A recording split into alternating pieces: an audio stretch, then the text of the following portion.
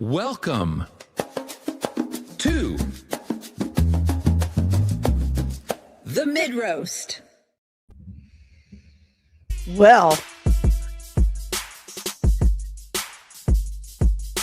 that was a thing, wasn't it? Wasn't creepy at all. Didn't throw me off a bit. Look at me go. Welcome to the mid-roast.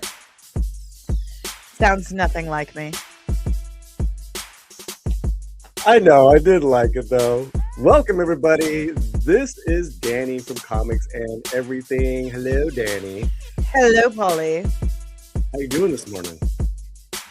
I'm doing. I literally just got off my stream and finished the wrap-up thing I do with that, you know, finishing all my shorts and posting those, and you're like, hey, we're going early. And I was like, we're going early before they come and get me. Like, I was just drinking my lunch. Well, everyone coming on over from Midnight's Edge. Hello. Let's jump right into a story. What we usually do is we'll pick two main stories and roast them from all kinds of ends. So that's going to come up. Then we have Rapid Roast later on. We're here every Wednesday after Midnight's Edge. And after Daily Dose of Dork. That's right. Daily Dose of Dork. And we'll get your... So we are starting a little early. We're starting like 20 minutes early just for you guys. Just for you guys. All right. So here we go. Let's check this. I can't wait to get your take on this. Let's bring this up now. Marissa Abella, Ella Purnell, and Adria Arjona testing for Superman sequel Man of Tomorrow. Do you hear about this? Yeah, someone sent this to me while I was live. He goes by the name Dr. Derpy. And I couldn't respond to it because I was, you know, live and I had a guest I was interviewing. If Ella Purnell is auditioning, then God, I hope she gets Wonder Woman.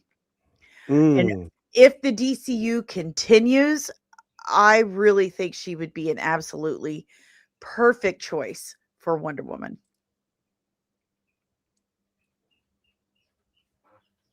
I will fight anyone on that.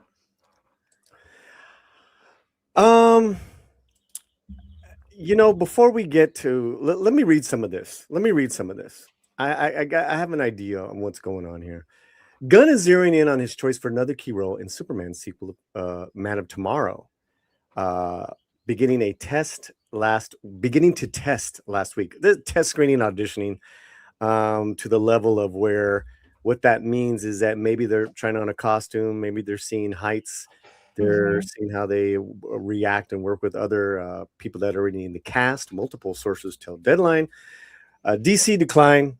The actress's reps ain't gonna say shit. Nah. We're told the character is Maxima. All right, the warrior queen from planet Almerac. Who is Maxima? I really don't know much about Maxima, to be perfectly honest. She's a deep cut, but I will learn more about her. Let's look her up right now. Okay, as we're doing that, let's read a little bit more. And there is a super chat challenge going on right now. We just put it up. High super chat wins a prize. Also, too, you'll get a nice, smile from me. Yeah, you ready? Yeah. So Maxima is from New Earth. So she's one of the alternate timelines. This came after the Crisis on Infinite Earths, after the DC reset. She's the queen of Almerac, an alien conqueror and love interest to Superman. From the planet Almerac, who hoped to make Superman her mate because she considered him the only man worthy. Despite her beginnings as a despot, She later reformed herself to become a superheroine who also worked as a member of the Justice League. Well, I'm gonna have to do a breakdown on this chick because I've heard of her before, but I've never known much about her. So very good. Well, I saw a brief. I don't know if you can get an image of her. I saw a brief image. I believe she is a redhead. She is. Of course, they're not going with that. They're going with kind of this exotic. Of course not. We look got something of against these redheads.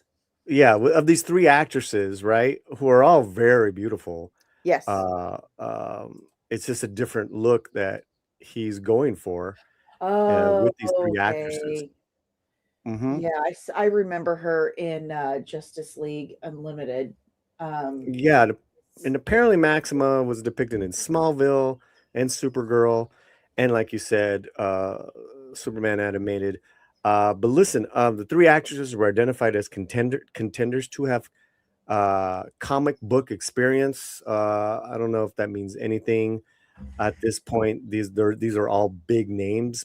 Abella's probably the least household name. Addressing Adria in regards to we've covered this. Gunn had earlier said she'd be a great Wonder Woman, while noting fans were perhaps reading too much into the following of her on social media. As you know, Purnell is in what's that show? Fallout. She's I love her in that, and it's such an annoying, great character though. Sent you Maximus picture in your DMs on Twitter. Okay, all right. Anything else to add while I pull that up? I think it's kind of silly to bring up all these beautiful olive skinned, dark haired women, especially one with giant blue eyes that would be all beautiful, examples of Wonder Woman, and to put them on such a deep cut character that even comic nerds are like, wait a minute, let me look that one up. When darn good and well, everyone wants Wonder Woman. The biggest complaint we have had for the new DCU has been, why are you not focusing on the Holy Trinity of DC Comics? Why are you not doing that? That's your foundation right there. Batman, Superman, you have one job. One job. And he's not doing it. Yeah. Why? Everyone wants Wonder Woman. Everyone wants Wonder Woman. Everyone wants Batman. And he's not bringing them in. Personally, I don't think he's going to be around much longer. So it might be a moot point. But it does seem kind of silly to bring these three beautiful actresses who all three look like they would be excellent candidates for Wonder Woman. And he's going to make them this character who's a redhead. And guess what? They're not going to be a redhead. We're gonna hair color swap the redheads again, because we can't have redheads for some reason. I don't understand that. I don't. Redhead's like my favorite hair color. Why can't we have them? So weird. Like, what? I don't get that. Right. I don't get it. That stuff doesn't bother me, honestly. I'm sorry, guys. It just doesn't. there's it's other. It's just a weird move. I mean, there's other fish to fry. Right, but it's just a weird move. I guess I get why people, but here's what I'm thinking, guys. Hear me out. I believe Wonder Woman has been cast, and I've said this before, and I believe it's Adria. Yeah. And I believe Adria's name is in this just to throw it off. That would make sense. Okay. Purnell and Abella. I mean, this is at best going to be a very small role with maybe potential in the future. But I'm thinking that they're just throwing those names in there, and they really have already made the choice for this character. And kind of like Attila, they maybe dye one of the actresses' hairs red. It's color. Because right, because Camila Mendes is not a redhead. And We dye purses and shoes. We color hair. there, what do you know? So I'm actually thinking this is they're kind of just throwing us off the path there, and that Wonder Woman has been cast. I even theorized that there's gonna be, she is gonna appear in Supergirl, and then of course again in Superman. So and then if you remember, is it today or yesterday? Gunn made the announcement that Wonder Woman has to be directed by a woman, which is I heard pretty stupid. I think it's really stupid because one, the last time a woman directed Wonder Woman, do we remember what happened? She assaulted a man. She had some really funny ideas about consent in Wonder Woman Trash 84. That was just horrendous in every single way. I don't genuinely care necessarily. I mean, it would be nice if it were a woman. However, my main priority is it would be great if the best person for the job was the director. That's all I care about. I just want an excellent director, the perfect director to direct a Wonder Woman vehicle. That's what I want. I mean, I am Wonder world's Woman biggest 84, Wonder Woman fan. Yeah, that Wonder Woman 84 is one of the worst films, comic book films ever. Oh my! You know what? We will have to move on from this topic because I will roast it for the next hour and a half. Yeah. We can. Yeah. We, that's all good, guys. You will tear me. You will have to physically tear me away from it. But there's so many. Listen, if it's the right director and she happens to be female, awesome, go for it. Right. That's it. Completely agree. And if you're gonna do that, there's plenty of very talented, amazing female directors. I would even contend, and as far as like a younger one, Nia, what's her name? Nia DaCosta. Yeah. Who did the Marvels? Okay. But she did the Bone Temple pilot. The Bone Temple.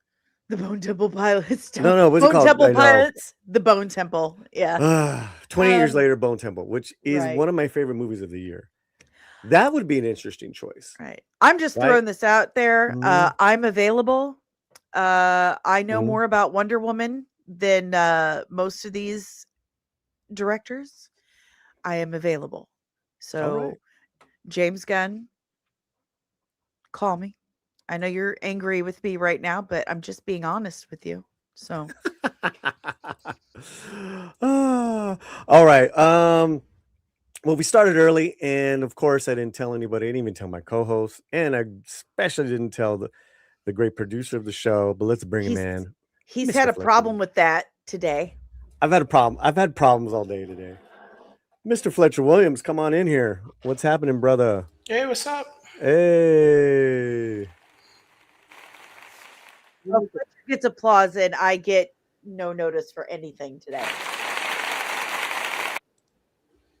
I see. It's fine. It's because you're a woman.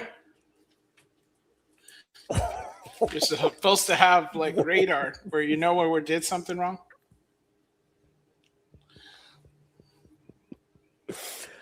Takes off her glasses. Throw shade. Fletcher. Coming in hot. That's how we do it. I'm just gonna ask you about your Resurrection Sunday, but I know that. Oh, it was good. You had a great time. I was going to ask you. Now I don't care. Oh, you did already. So, all right. Let's get to comments and stuff like that, bro. Let's see. Barry the Music Man for 99 Americano sent in a super sticker. Nice. Thank you so much. We need a bunch of those today. It's a devil, happy, smiley devil super sticker. Thank you.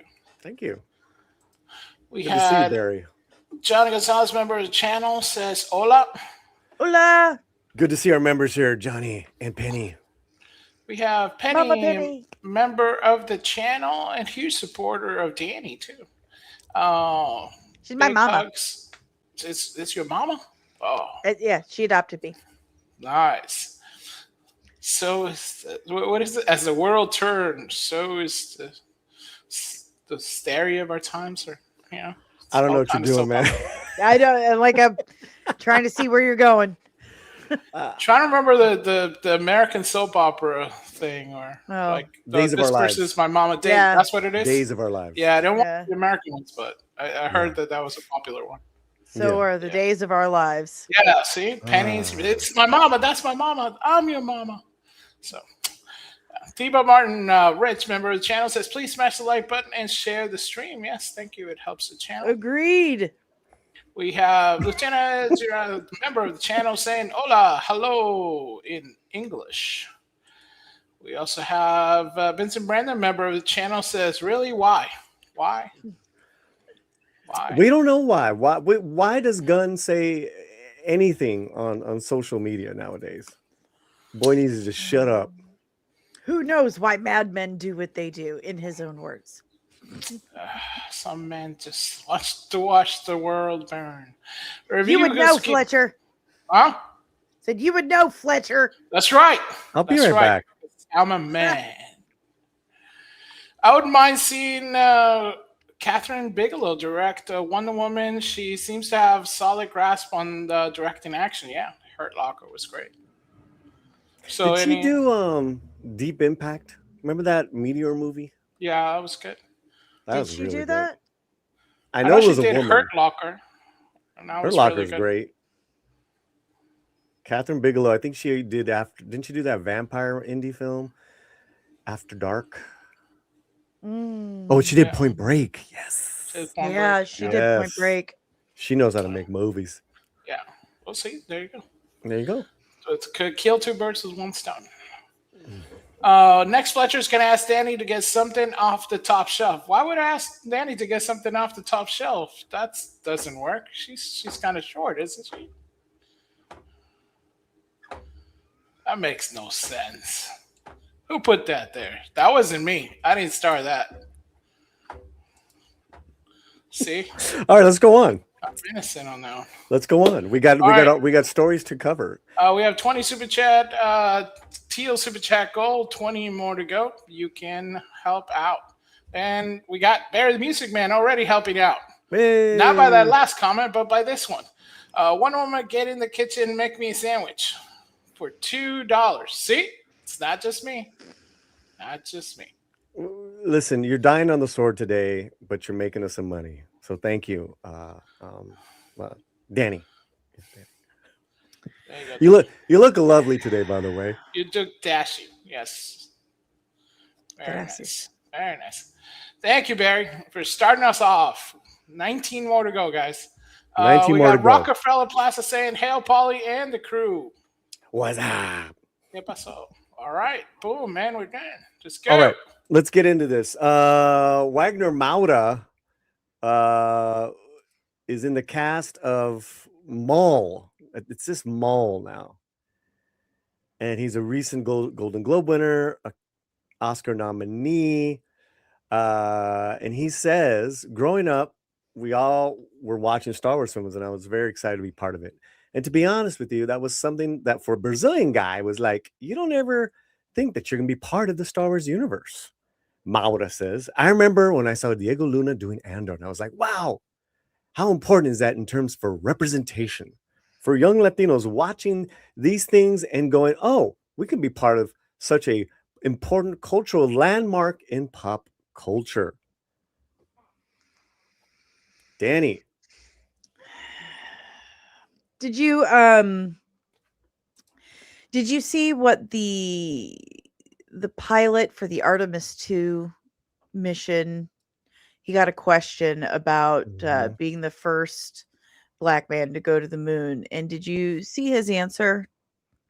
Yeah, I heard it. Yeah, I thought it was a beautiful answer, because he said, one day I hope we can move past this division. Time to take the meds. And time to take my lunch. He said one day I can move past this kind of Uh-huh. divisive behavior and focus on human history because we all are human. And I thought that was unbelievably beautiful. Because I do think it is divisive, focusing too much on that. It is good to focus on it. And I guess this is the hypocrite thing. It is good in a sense to focus on it somewhat, but it's like saying, oh, we haven't had any Latinos in Star Wars at all. That's not true. We've had so many. And why not just think, wow, I got into Star Wars. I get to be a part of Star Wars. That's so cool. Instead of focusing on, your talent and your abilities got you in here, pulling it back to the color of your skin. It just seems to diminish you as a person so much because you're focusing on something, a part of you that you can't change, a way you were born, rather than the hard work that you put into and the talent that you possess. And it also kind of continues this idea that we're all racist and everyone's racist and everyone should be put in these tiny little categories forever and always. And we're going to be fighting this forever into the future, forever and ever and ever and ever and ever. And I was so happy to see that pilot say, we're all human. Can we just focus on how great this is for humanity, that we're going back to the moon? Like, why can't we just say, can we focus on how awesome it is that we're making more Star Wars and that there's people actually excited for it? Or am I just being crazy? No. You bring up some good things, right? And I agree, but it's funny because it's like, you must have some Star Wars amnesia because, before you, Maura, and before Diego, you had Pedro Pascal, Rosario Dawson, you had Jimmy Smits. That's what I'm saying. You had even Lando, Samuel L. Jackson. So there's that, but also, so that's one thing. I think this talking point has been beaten to death. Yep. By everyone. Nope. Yep. By everyone. So it's like it's just so hollow at this point. And to me, it never caught on for me because what we've always been here in regards to the slant is presentation. It's like, yeah, two things can exist. I can be happy, just like what that pilot said. I can be happy that, guys who happens to be Latino got the role, cool. But you got to bring it. Yep. Yes. That's more important. It's like, you got to bring it. And, it's interesting because he got a lot of shit for being, when he was cast, Wagner, a Brazilian, for playing Pablo Escobar, a Colombian. He got a lot of slack because they casted a non-Colombian, and a lot of people don't view Brazilians as Latinos. It's a different language. Might be South Americans. South American. Yeah, it's just a different. It's different. So it's interesting that he's saying this, and it's just so tiring, man. It's just so tiring. And back to the whole, focus on your talent and the hard work that it took for you to get there. If there's one thing that Latinos know better than most people on planet Earth, it's hard work. I mean, come on. We can appreciate some hard work, man. And, for real. And we're going to sit here and focus on, I'm so proud that I got this because I'm Latino. I'm like, stop saying that. That's so embarrassing. Well, there are some real, deficiencies in regards to work opportunities, productions being greenlit. So there is an argument to be made, especially when the population of moviegoers and people watch these things. But it's not a requirement. Like Holly doesn't owe us anything. So it's a Right. catch-22. But it's like, dude, you've been in, you're representing, but just kick ass so everyone can love what you're doing. Right. And that's what I was saying. It's like Mhm. it's also that kind of hypocrite thing, like, yay, but also why are you sitting there kind of belaboring the point and just hanging on that one little thing? Now you have to work. You have worked to get to this point. Now you have to actually show it instead of just sitting there Well, that's my last just talking about it. my last point with this argument, and I have brought this up, guys, so much time, so many times, is that God, it's so layered. It's so layered. But the people that are actually working, the Oscar Isaacs, da da da da da, they don't want to just be considered just a Latino actor. They're an actors. And Mhm. they're and you can see the different roles that they're playing, and that's awesome.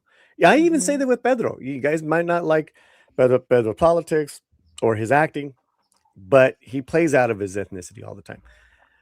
And that just tells me is once you're there, once you're in the rooms, you got to fucking act like you've always been in the rooms and that you belong in the rooms Yeah. as if, right? Because what Hollywood does, and when I say that these are tired talking points, it's because Hollywood keeps giving these top talking points to people of color. This is make sure you bring this up, make sure you bring that up. Representation, fascism, da da da da da. And it's like, dude, can't we just talk about like how cool it was to play Darth Maul? What the F? Or whatever, the characters, Uh-huh. So yeah, good stuff on that. We're gonna have some more Star Wars stuff in a minute. But let's see what Sagacious is here. Hey, Six, member of the channel. Why does no one bring up gender when a man makes a crappy film? Good point. I'm gonna Is a good start point. doing that. But then I'll get labeled a harpy or compared to themarysue.com or something. And I don't want that in my life. They're awful. Six, great member of the channel. Hope you're doing well. But it is, you're absolutely, Mhm. not only do they make a crappy film, but then they fail up and they get to make another film and another film. And that's not necessarily true. Look at the numbers, guys. I'm not trying to lean in on this, but you don't see that failing up or that discussion not being talked about, with when it's women directors or directors of color. That's Dude, just I have a that's just theory. yeah. Go ahead. I call it my cherchez la femme theory. And the French have a saying, whenever something goes wrong, they say cherchez la femme, look for the woman. They blame, it's like, oh, there must be a woman involved kind of thing. So I believe that they purposely in Hollywood, they're purposely putting the wrong women in charge of certain things so that when things go sideways, like they inevitably will because they've put the wrong person involved, then they could just blame that woman. And so they could say, well, maybe they'll quit asking us to hire women so we don't have to actually put in the effort to find the right woman or whatever. We can just keep hiring our buddies or keep our circle small or what have you. So I call it their cherchez la femme tactic. They just throw some intern or whatever that's been there 2 days or someone they know is just going to really crap the bed. And that way they can just put the blame there instead of where it actually lies. And then they can do their talking points. Well, it's because you're sexist. Well, it's because you're racist. Well, it's because you're bigoted. It's a scapegoat. And well, let's go on because we could keep talking about this stuff, Yeah, man. we could. Wagner is a very Latino name, saying this as a German. Lando. Reviews Kino, random dude in Cloud City was with Ice Cream Machine. What's his name? It's the run of they do it at every convention, every Star Wars celebration. The run of why can't I say it? No, Woods. I can't say his name. It's driving me, but they celebrate James Earl Jones. Guy. No, he's the guy from Empire in Cloud City who was seen running through Cloud City, and he's holding an ice cream machine that they converted to look like a space container or whatever. I didn't know that. So he became That's like a big deal. So people will cosplay this dude. So it's a and thing. I know I know his name, but it slipped. Wilrow Hood. That's Wilrow Wood. That's his name. That's the run of the Wilrow. What? That's it. Wilrow Hood. So there you go. That's it. That's it. There he is. No. Yeah. No. Yeah. So people cosplay as him at conventions. That's an ice cream machine? Yeah. Conventions and Star Wars celebrations, and they have an event, the running of the Wilrow Hoods. So yeah, there's another very famous person of color that's like a whole thing for Star Wars fans. Wow. Mall Story, Nerdmigo says, and characters are boring so far. But they're doing very cool stuff with art style and music. Hope it gets better because they might do 3 seasons. Whoa, wow. I have not watched it yet. Have you? I haven't gotten a chance to yet, but I did want to say a big thank you to Nerdmigos. They have been supporting me so hard lately, especially on Instagram. You guys are awesome. Thank you for all of the shares and the shout outs lately. You guys are awesome. Appreciate you. Did you hear that, Ishmael? You're awesome. Thank you. Thank you so much.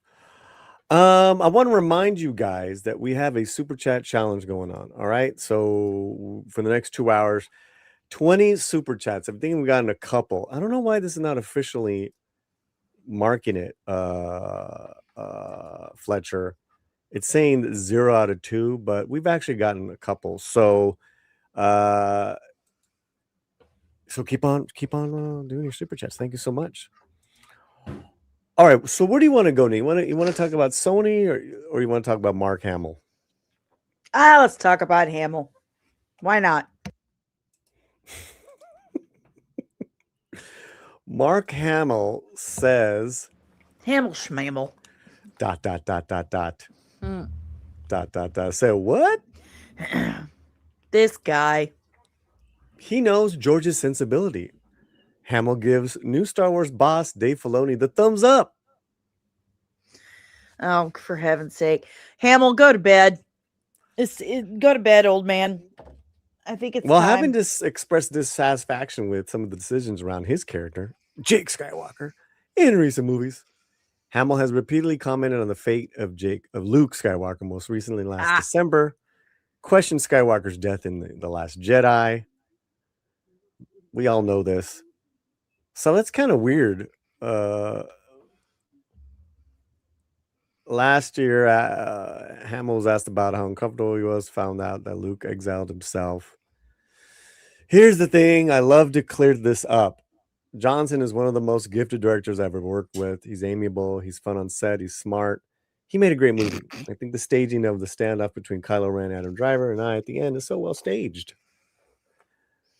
The foreshadowing that I'm not really there.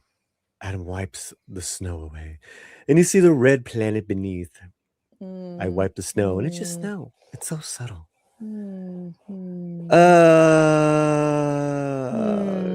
God. So I guess the check cleared. Something cleared, man.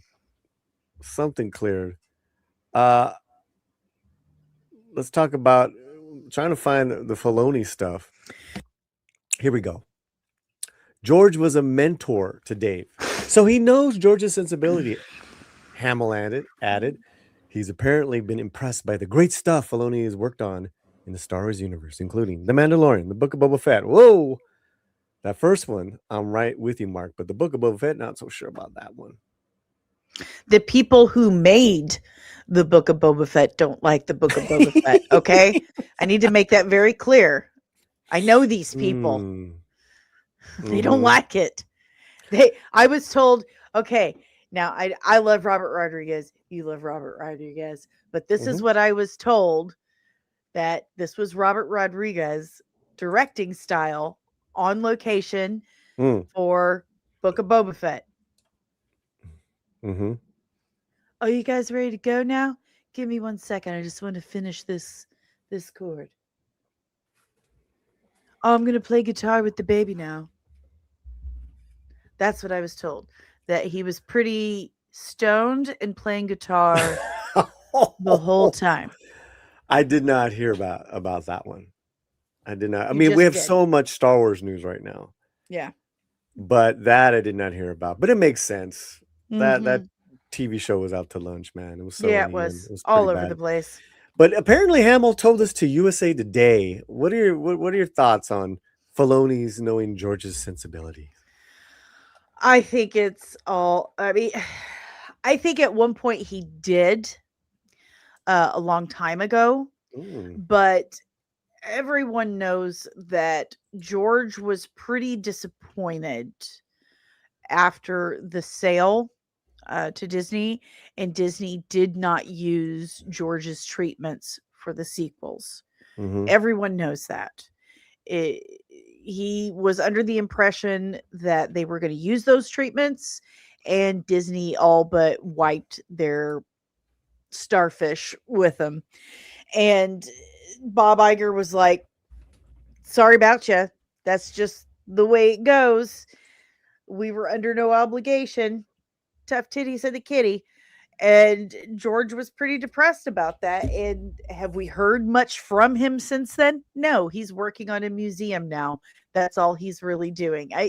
Honestly, George Lucas wanted to retire. He wanted to retire. He wanted to spend time with his kids, He's his old, grandkids, man. and his wife. He's old. Let him retire.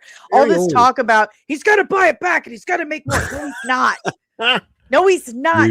Where is reality in your brain? Like, let the man retire. So there's that. Dave Filoni, at this point in his career, has drank the Disney Kool-Aid. If you don't believe me, look up his wife. Look up pictures of he and his wife. The Space Witches in the Acolyte. That was totally her. And he was on board with all of that. He signed off on the Acolyte stuff. Dave Filoni is part of the problem at this point, and it is a shame. He made his deal with the Mouse Devil, and that's just how it is. He may have known George's sensibilities. I think the question now is, does he care? Yeah, no one's bringing up Favreau, like the guy who's had any real success with Star Wars characters and creating new characters. Well, he's done with the Mouse's studio interference and what they do with that, and he wants to know more of it. I've heard that after this movie, after The Mandalorian's done, he's finito.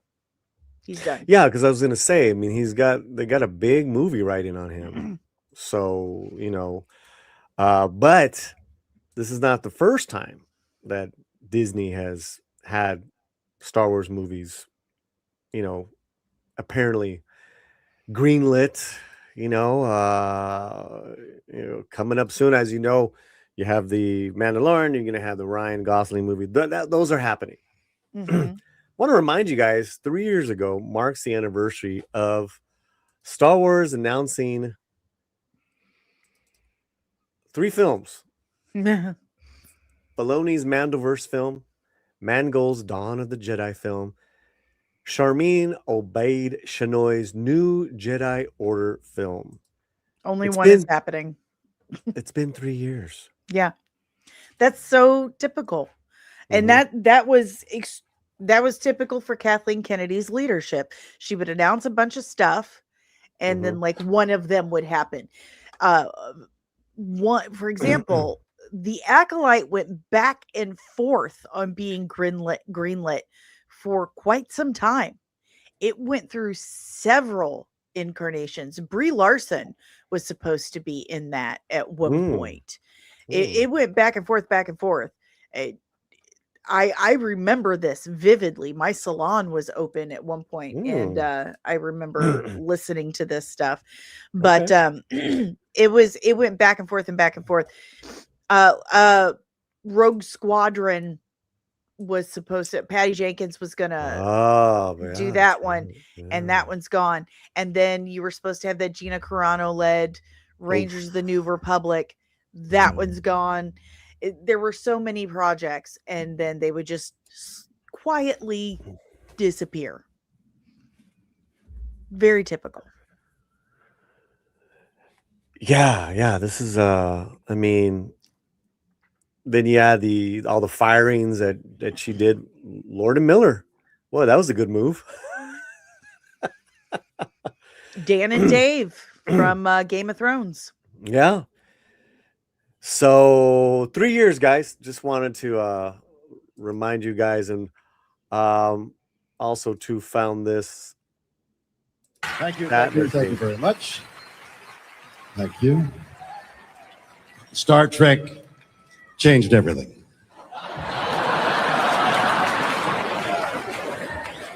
And aren't these conventions wonderful?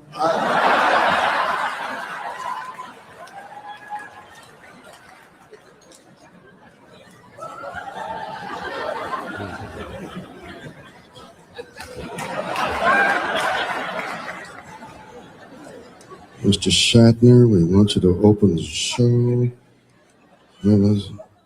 Star Wars? Oh, wait a minute. I can do Star Wars. I can do it. George. It's George, isn't it? Ah, man. I love him. Didn't you get to see him at the con? I did. He looked up at me and he said, "Oh, aren't you lovely? So Really? beautiful." And I said, Wow. "Thank you, Captain." That's all I could say. I was just dumbfounded. And I took my picture and walked away. Did you put the picture up?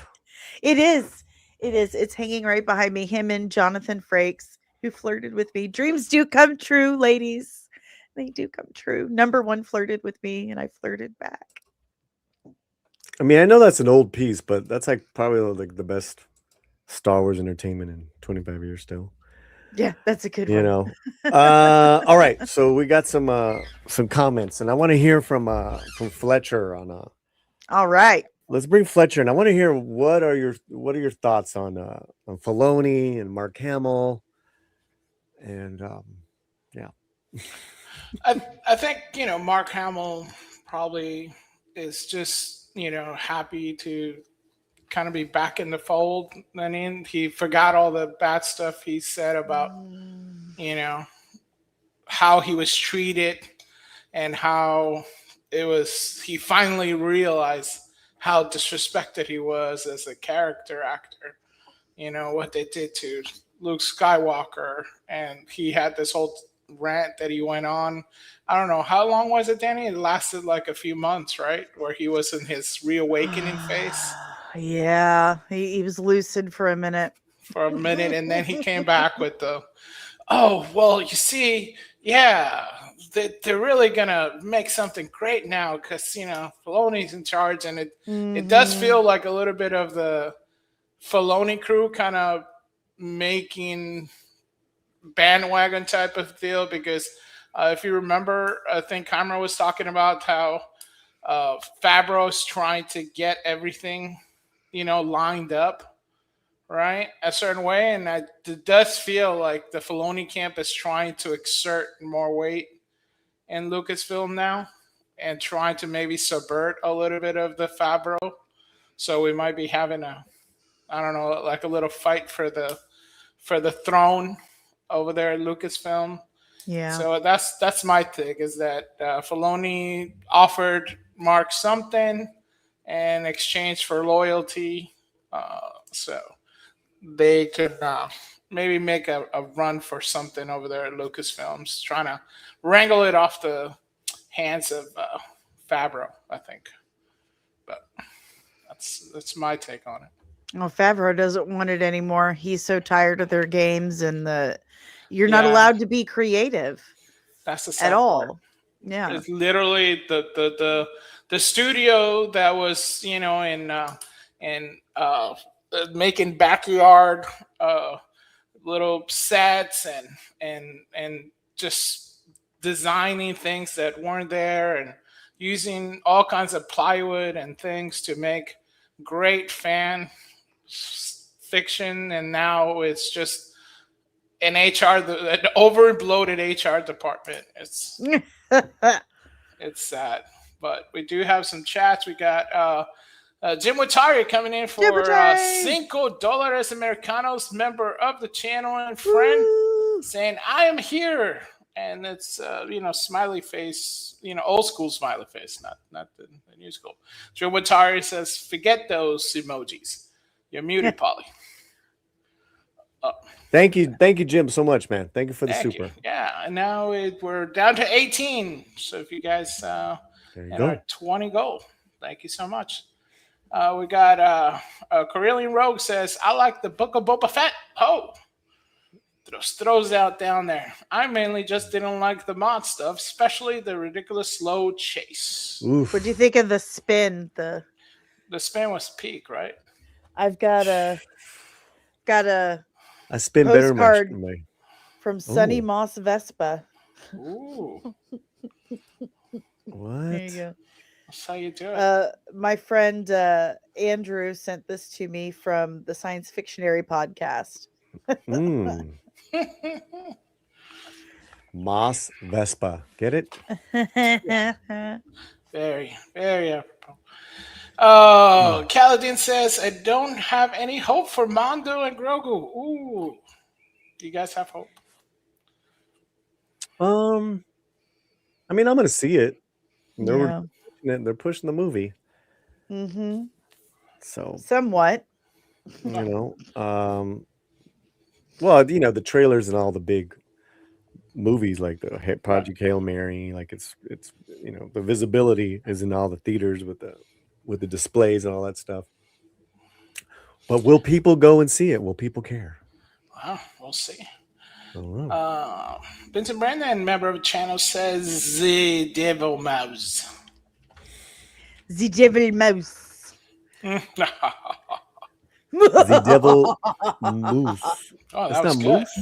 That is good. That's very good, Danny. With the red behind you? Really Yeah. nice. Very Hit it again.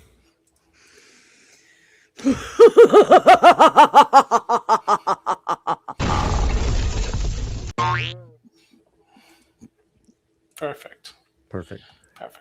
Yeah. Nermigo says, Dave Filoni worked for George Lucas. Now he worked for Disney Lucasfilm. Not Lucas' vision for Star Wars, Disney's vision for Star Wars. Full vision transplant. Ooh. Mhm. Wow. Tell us how you really feel, Ishmael. Yeah, I don't know. And he also comes in saying, never go full, Jake Skywalker. Don't drink that blue milk, son. Don't do it. Agree. Don't do it. Thank you. Did it debut the show? Yeah. Yeah, you there's seen been it? a couple episodes. I haven't seen Yeah. it yet.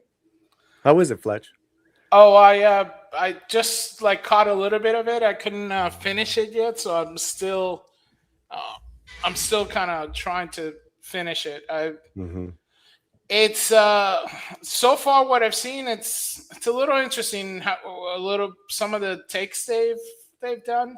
I'm very cautious, and I was listening to while I was working. I was listening to Isma's Nermigo's kind of take on it a little bit, and there was some stuff that's a little bit kind of interesting takes that they did. So But Jim Watire, member of the channel, says good evil laugh. It is. That was a good evil laugh. Yeah. Totally. Yeah, it's perfect. Totally. Yeah. All right, I think that's do enough of it. the Star Wars stuff. Star Wars. Yeah, it's like, they get way too much of our attention. And then they always have to throw in the usual talking points. Now, Hollywood's doing a lot of weird stuff, Usually. right? Sony shrinking. It's like every day there's like announcements of layoffs and people getting fired and all this and that. But Sony just announced that they were laying people off. Now, I gave that to you yesterday, but here,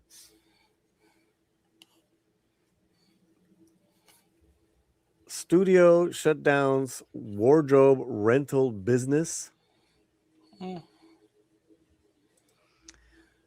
Sony Pictures Entertainment layoffs are impacting high-level TV execs.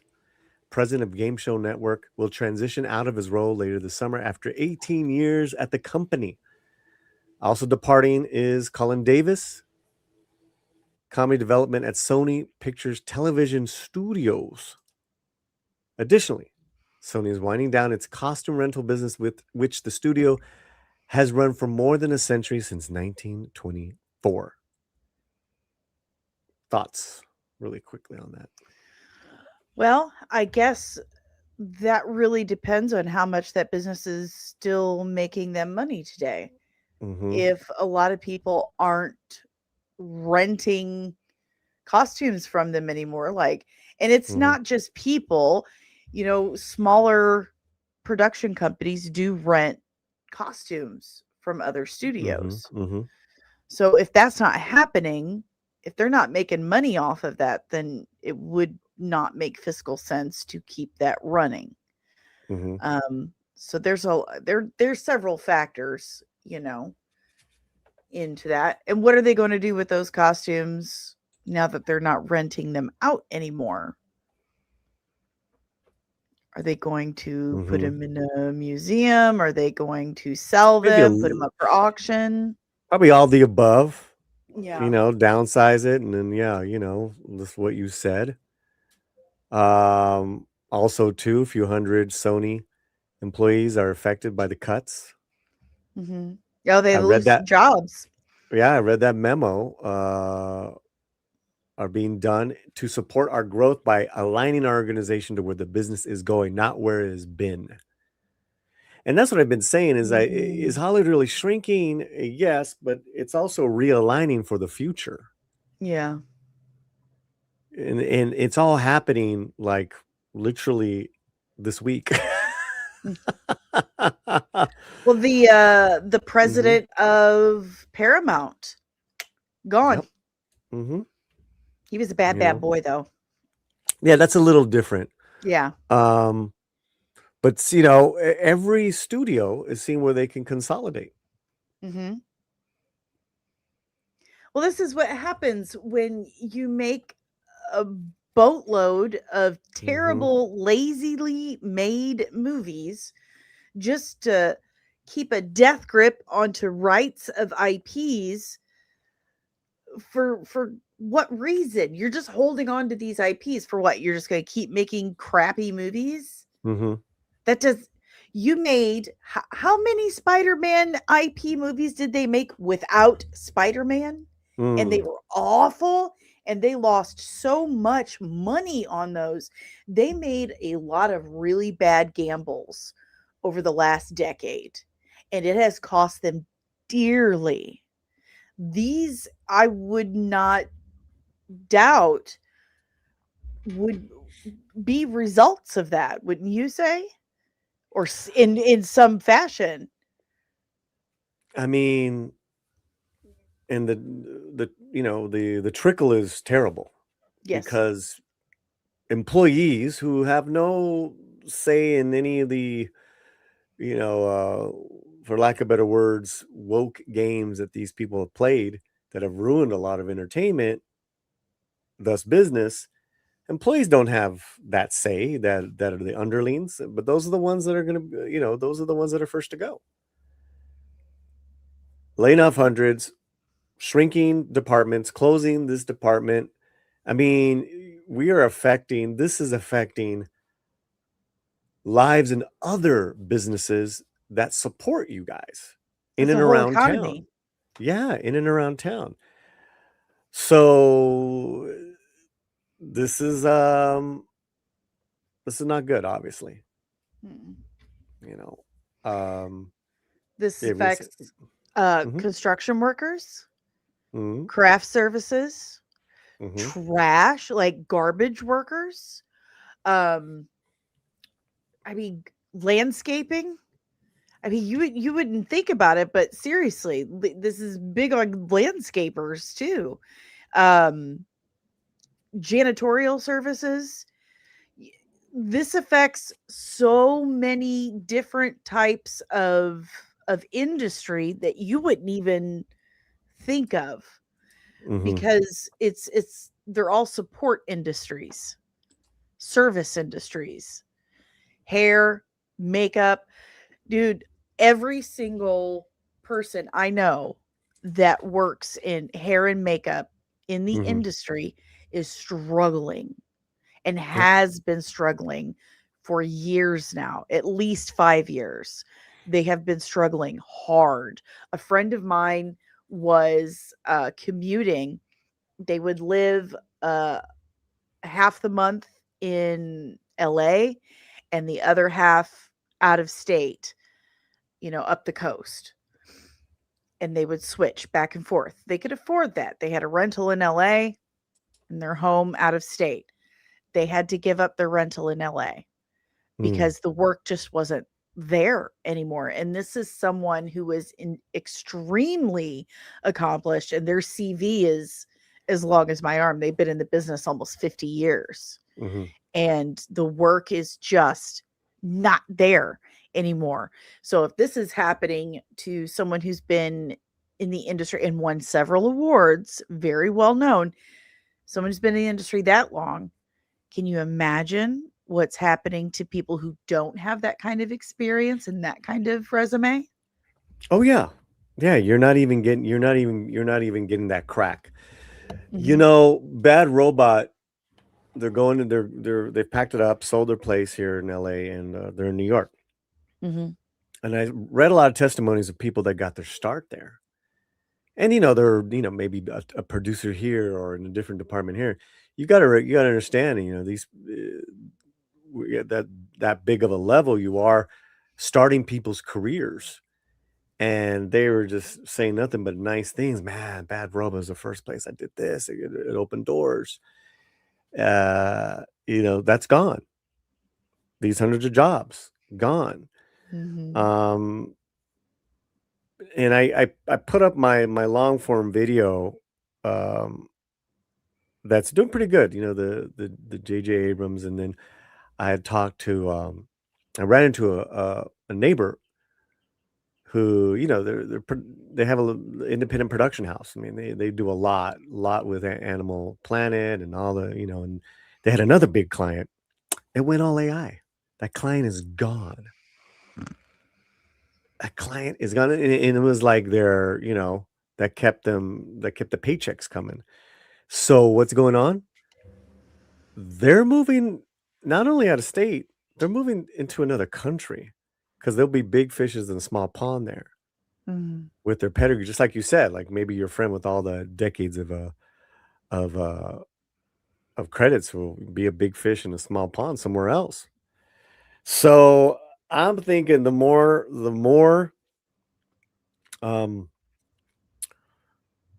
portable you are, the better. Yeah.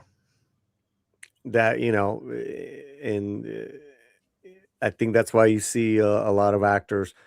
I know a friend of mine, he made the smart move and he moved to Atlanta.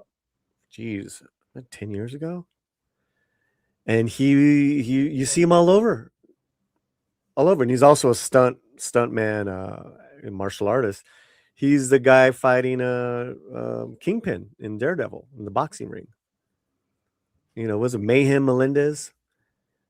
but his career didn't take off like it is now until he moved out of Texas to Atlanta, because at that time all the tax incentives and the work was in Atlanta.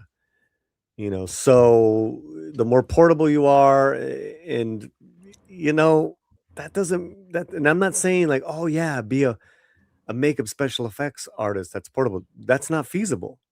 Mm-mm.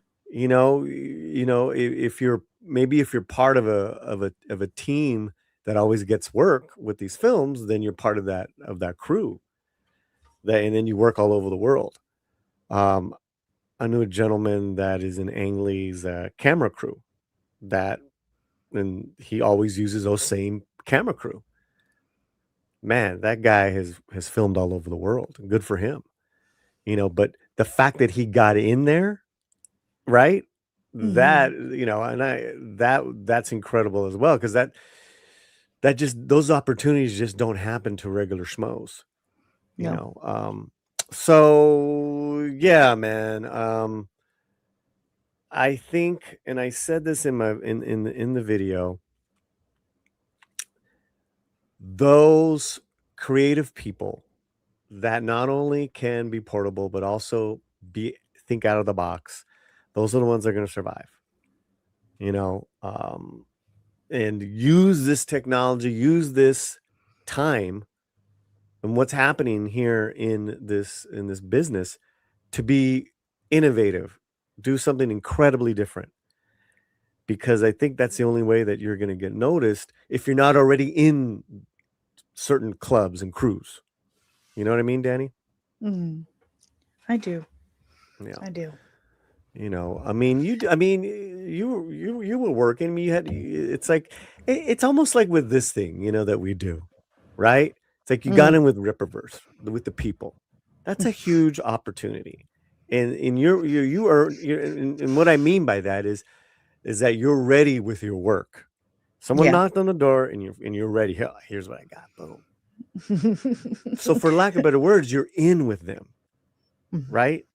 And it's a small. I'm using it as an example because that's just human politics. Yeah. Right. Is that you kind of like working with people that you trust, and you got your circle. And someone new comes in. What are they all about? And some circles are never open for people. Some do. Yeah. I got very, very lucky. Yeah, but you're ready.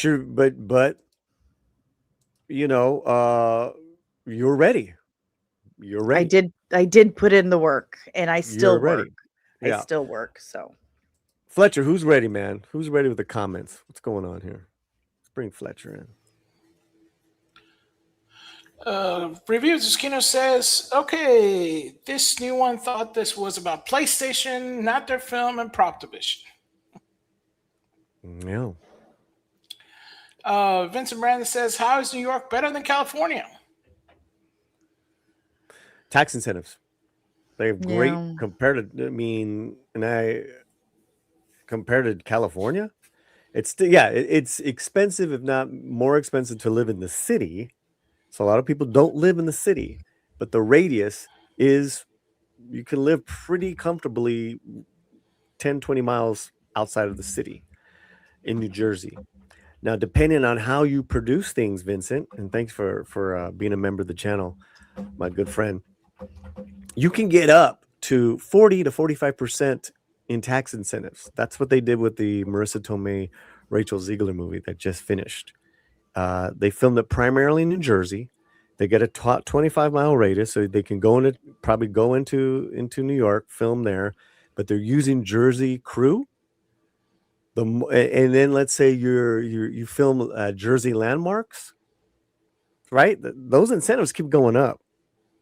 So it actually is cheaper and smarter that Bad Robot consolidated and is in New York. They can survive a little bit longer, and JJ can keep his money. There's also a big Jen Ortega movie that he is, The Great Beyond, that's coming out later this year. So we'll see how that does, because he needs hits. That's his it. What are your thoughts, Dani? Well, I mean, fiscal responsibility is important, and I'm all about smart financial decisions. And if you can do something that's going to save you money and help you make hopefully better films and pay your people at the same time, then I'm all for it. You can't really blame a man for that. We got Awesome One saying, watching WWE Pro review Hollywood in Atlanta, he describes how majority of tax-free money never went back into local communities. Say that again, and then give us your 2 cents on that, Fletcher. Say that again. Watching WWE Pro review of Hollywood in Atlanta, he describes how the majority of tax-free money never went back into the local communities. Give your thoughts there on that one. Do we have sources on that? What's a source on that review? Did anyone see that? I did not see that. But I did hear about it. I did hear about how a lot of the incentives to film in Atlanta and stuff like that does not kind of equate to more stuff for the community. It's usually a lot of outside of the connections to the studios, but a lot of the studios are kind of very they have like all the stuff in house type of deal. So yeah, some caterers. So Hollywood just basically transplanted everything there, and locals not wanted. Yeah, usually you do have a lot of it of that. I mean, there's some people who get craft services sometimes and stuff like that, but. Well, even after the initial build out, which you need local people to do that, there's no need for them. And that's why a lot of productions have left Atlanta. Yeah. And there's other states that are thriving. Yeah. And more are gonna thrive as well. I mean, again, we bring up New Mexico as well. Tennessee, Vegas now. Alejandro used the money and tax incentives that he got. He basically made that film look like millions of dollars more than what the budget was, all because of New Mexican tax incentives, and it was all local hires. I mean, he's a New Mexican himself, so that's he has an added incentive. But yeah, thank you about that. No, I haven't seen the WDW Pro thing on Hollywood, but that's interesting. Kino said that he lived in Georgia for 20 years, and it absolutely is true. Wow. Yeah, I mean, I don't doubt it, and the example that I gave was an actor that moved. I know a few actors that have moved. Tamika Sarati, we're going to get Tamika Sarati on. She's a real feisty, great character actor that has been in a lot of stuff out of Atlanta. And but she could afford to do that. See, a lot of people can't even afford to move, or maybe hold 2 addresses, 2 households, but it'd be interesting to get her on the show and talk about that stuff. Thank you, Kino. All right. So we got Barpel Snack says 19 cents per dollar went back to Georgia. 4.1 billion basically stolen from Georgia taxpayers. Wow. That's crazy. 19 cents per dollar went back to Georgia. I don't know. Well, yeah, I definitely don't know about this. I don't I have to do my research. I can't really. It doesn't surprise me. That's all I can say right now. Yeah. Unfortunately. We got Flying By on a Rocket Cycle. Remember the channel member for 8 months says 8 months. Groovy. Yeah. Thank you, Flying Blind. Good to see you, man. He also comes back with the $1.99 Americanos, says hi all. We got to do our weird video. Thanks.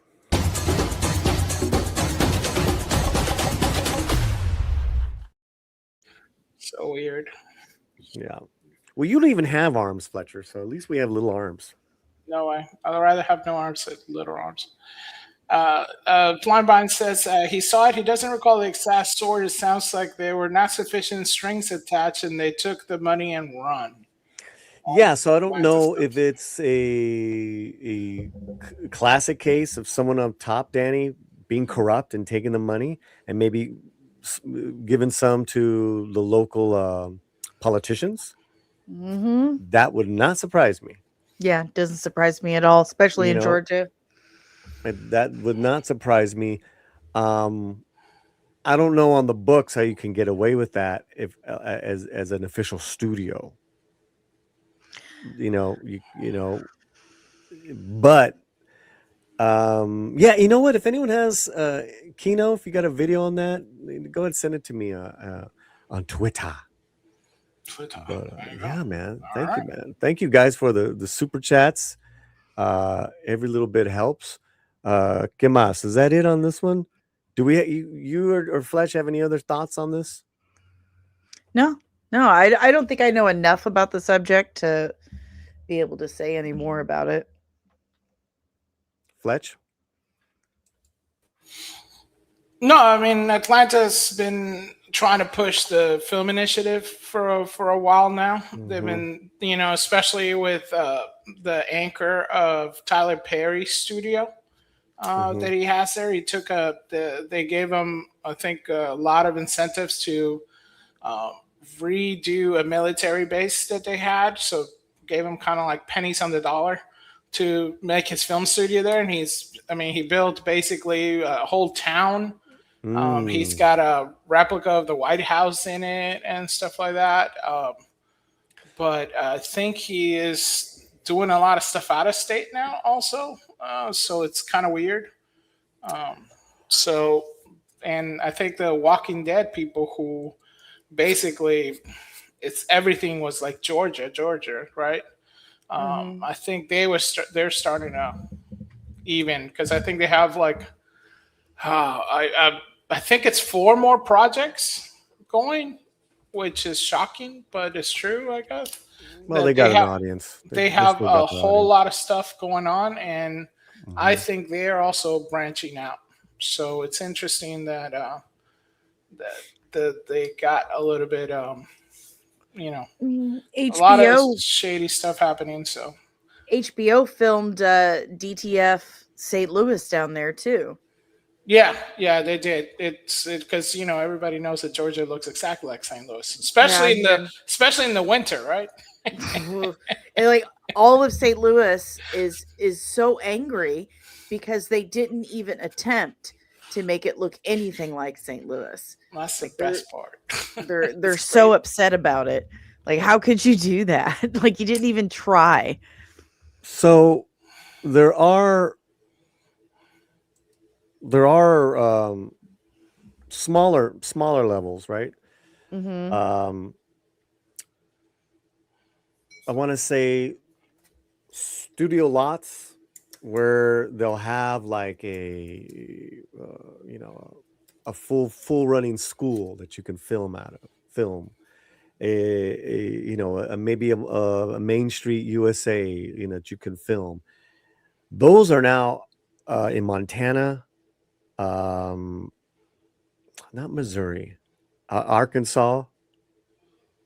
I forgot the other gentleman that I talked to. I met a couple of these people that help run these places at Film Threat at the award show, and we were talking afterwards.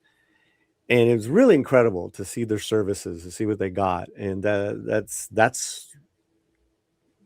smart, man. And they got to stay booked and busy, but they got the Dawson's Creek, so to speak, quintessential sets. You know what I'm saying? At a speck of a cost of what it would be on the Universal lot here in Hollywood. Those days are gone. No low budgets are going to go to use those sets. So that's very interesting. Louisiana too, yeah. Cool. All right. What do you got, Fletch? So researching they said that Georgia boom goes bust after hitting peak 4.4 billion in 2022. Spending on film and TV production in Georgia has tumbled, reaching 2.3 billion in the last fiscal year. A total production dropped from 412 to 20 in 2022 to 245 last year. The decline accelerated after in 2023, writers and actors strikes halted production for months, dealing a blow to industry still recovering from the shutdown. So I guess the shutdown kind of like it did to a lot of other things. But we saw a lot of productions start looking overseas, knowing that they wouldn't have another work stoppage, said Lee. Deputy Commissioner of Georgia Film Office, we knew that it would be like a reset in the industry, but certainly was bigger, harder fall than we anticipated, and longer. Marvel has left Georgia market. His last movie filmed there was 2025 Thunderbolts, and shifted its massive production to the United Kingdom, where labor and production costs are cheaper. Streamers like Netflix also increased filming abroad while producing fewer shows in general. Other states, including California and Texas, have upped incentive to complete with Georgia tax credit, which can cover up to 30% of production costs. So, Okay, so now take that, right? And thank you, Fletch. Let me take that off. Well, you don't have to leave, but listen, the UK, Spain, Netherlands, Bulgaria, these places, right, where these productions are going to, that's where you guys need to go move to. If you're in production, if you're part of that, and you were part of that services in Georgia, you move in the UK. You're doing something, because that's where all the work is gone. That's fascinating, man. That's absolutely wild. What are your thoughts, Dani? No, it's Bulgaria. Like, that's insane. That's crazy. I would have never ever thought that, things move from Georgia to Bulgaria. That's crazy. Yeah, let me there's a particular show that filmed there. Let me get that for you. yeah, also I think they said like you were talking with Alejandro, because New Mexico, they got up to like 40% in production went up around there, and places like Netflix, they shot a lot of it in New Mexico. Stranger Things,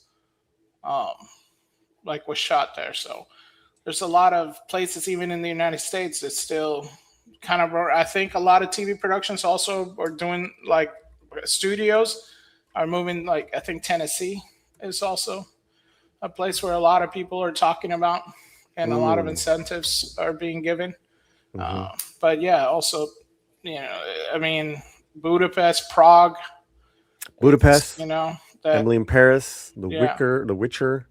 Yeah, a lot of stuff is, but Prague's been, a lot of stuff's been shooting there for a long time. HBO series, Harry Potter, Game of Thrones, right? Ted Lasso. Jeez. Yeah. Wednesday, filmed in Ireland, season 2. Game of Thrones, Northern Ireland. Yeah.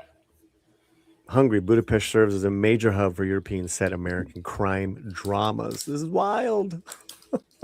Yeah. So maybe they'll bring in, a certain amount of American actors, but it's all that other work is Europe. Yeah. Yeah, man. Wow. Yeah. It's a new day. All right. Any other comments before we get to our main roast? No, go ahead. Just saying, man. Missouri has a lot of incentives, and they just overlook us all the time, constantly. Does barbecue? Does James Gunn film in there at all? No. No, he's a turd. Jerk. That guy's a turkey. You know that? Mm-hmm. Hey, James, you're a turkey. You know that? Why do you hate where you're from, James? Why do you hate it? It's wonderful here. Mm, mm.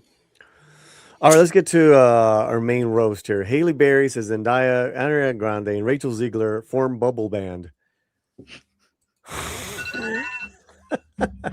Right there. There you go. Let's read some of this. Halle Berry says racist Little Mermaid backlash taught me how to block out the noise. And Zendaya and Ariana Grande supported her. 3 years after the release of Little Mermaid, Halle Berry is looking back at the experience playing Ariel and how she ultimately felt freed by the discourse that erupted around her casting. Racist trolls were outraged at Disney for casting a black actor as Ariel, which made Bailey the target of online harassment from toxic fans. But she doesn't look back at the film's release with any negativity. Speaking to The Independent on the press tour for her latest film, the romantic comedy You, Me, and Tuscany, Bailey said, The Little Mermaid was a beautiful experience for me, and I feel like it taught me to listen to myself and the good voices inside. I learned how to block out the noise, Dani. I love how they've already set her up with their racist backlash from toxic fans online. Mm-hmm. Yeah. What was it? Are we talking about, the people who said, wait a minute, this is a Danish story where it's a redhead, it's a very pale redhead girl with blue eyes, or are we lumping them in with maybe the couple who actually did go that route, which, by the way, those people are idiots and we should not be giving them attention whatsoever. But anyone who's saying, hey, isn't the Little Mermaid redheaded with blue eyes? Why are we doing this? That doesn't seem right. That seems kind of racist. Like, why are we giving this beautiful girl of color hand-me-downs? Why aren't we giving her a unique original character? What does that say to little girls of color? And what does that say to, little Danish redhead girls? I don't know. I know it's a fictional character, but still the character that everyone knows that Hans Christian Andersen created is red hair, blue eyes. We know this. And that was the question. People want to see their character, the character that Hans Christian Andersen created, and the character that Disney itself animated in 1988. That wasn't racist. That was a legitimate question. Why are we doing that? Fans of a thing get to be upset when they're disappointed. They get to be disappointed, and that just irritates me to no end when they immediately get called bigoted or racist or whatever. She goes on to say, how do I explain it? It was actually freeing to be in the middle of this conversation where so many different opinions were coming in, and they were so opposite from one another. I felt like I was watching myself inside a cup, seeing how people react. Growing up in the industry can really develop your sense of self, and for me, it keeps me grounded in a way. And I know for some people, it's the opposite, but it's just always to think myself, none of this is real. Bailey explained that she often goes out into nature. Okay, don't read that here. I'm interested. Amid the backlash, Bailey heard from fellow actors like Rachel Ziegler. That is a typo. That's not me. Zendaya also reached out, and Ariana Grande was so nice, she added. As women, I think we formed a little protective bubble around each other, especially when we see a peer going through lots of opinions. Rachel was definitely one of those people. I love her, Bailey says. We all understand what a vulnerable place it is to be, and at the end of the day, we are young women. We're self-conscious. We're insecure. I'm insecure sometimes, and sometimes opinions of others can muddy your own thoughts. So it's special to have a community who's there to say, you're amazing. We're here for you. What's the name of this band, Fletcher? I want to know the name of this band, the Bubble Band. You just named it. Did I name it the bubble Bubble band. Band? Yeah, the bubble band. That's Let's it. get Fletcher in here. And what are your thoughts so far on this article? And I know you're a Haley fan. I'm a Haley fan. But yeah, go ahead. I think the article probably also was taken a little bit out of context because I think I read a little bit of like I saw kind of like a little bit of the interview. She doesn't really mention racism. So why would they put that in here? I think it's because it's variety. That's my thought too. Is that wait a minute, she's got a real good head on her shoulders. When she was rolling with this stuff, she didn't react to any of the trolls that were, because there were trolls out there, Fletch, but she didn't react like Rachel did. No, I mean there was a little bit of how was it? It was mostly like having her kid look at it and enjoy it. I think it was more of that. So I think this is more of the variety, you know. Because I want to see the Tuscany film. I want to support her in a original, different take on the rom-com. Because I want more of those, if you know what I mean, Fletcher. Yeah, and I think there's more that are trying to be in production. That are waiting to see how this does, because a lot of the studios won't release funding for some of these movies until they see how this one does. And I think they were pushing the story more for the sake of sensationalism, I guess, on the variety part, because I think the writer is kind of doing a little bit of cutting and pasting in history and stuff on it. I don't doubt that maybe some other actresses reach out.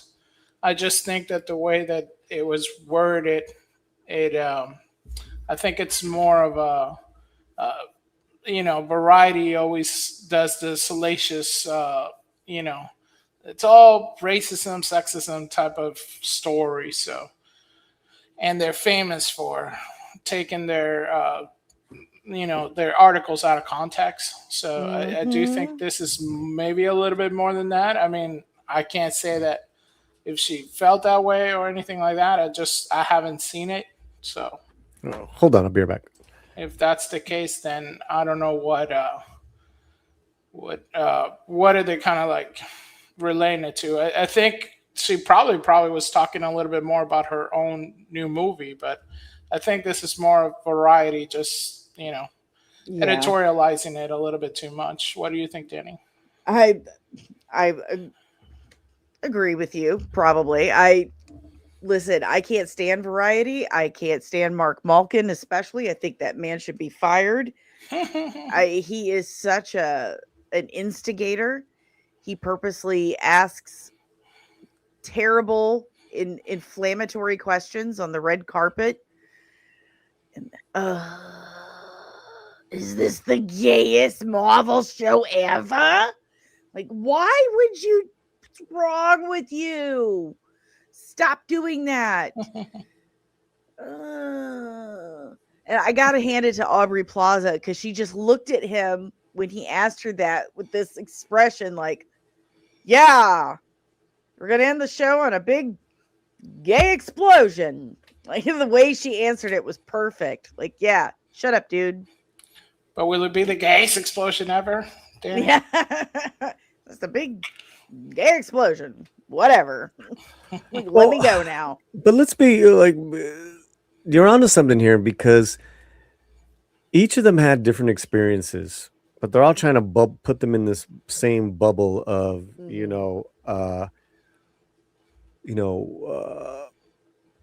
kind of like people of color, victims, and against the racist trolls, the Tox Bros online, where that's really not the case, guys. Because in my opinion, how did you say your name? Halle Bailey. No, it's Halle Bailey.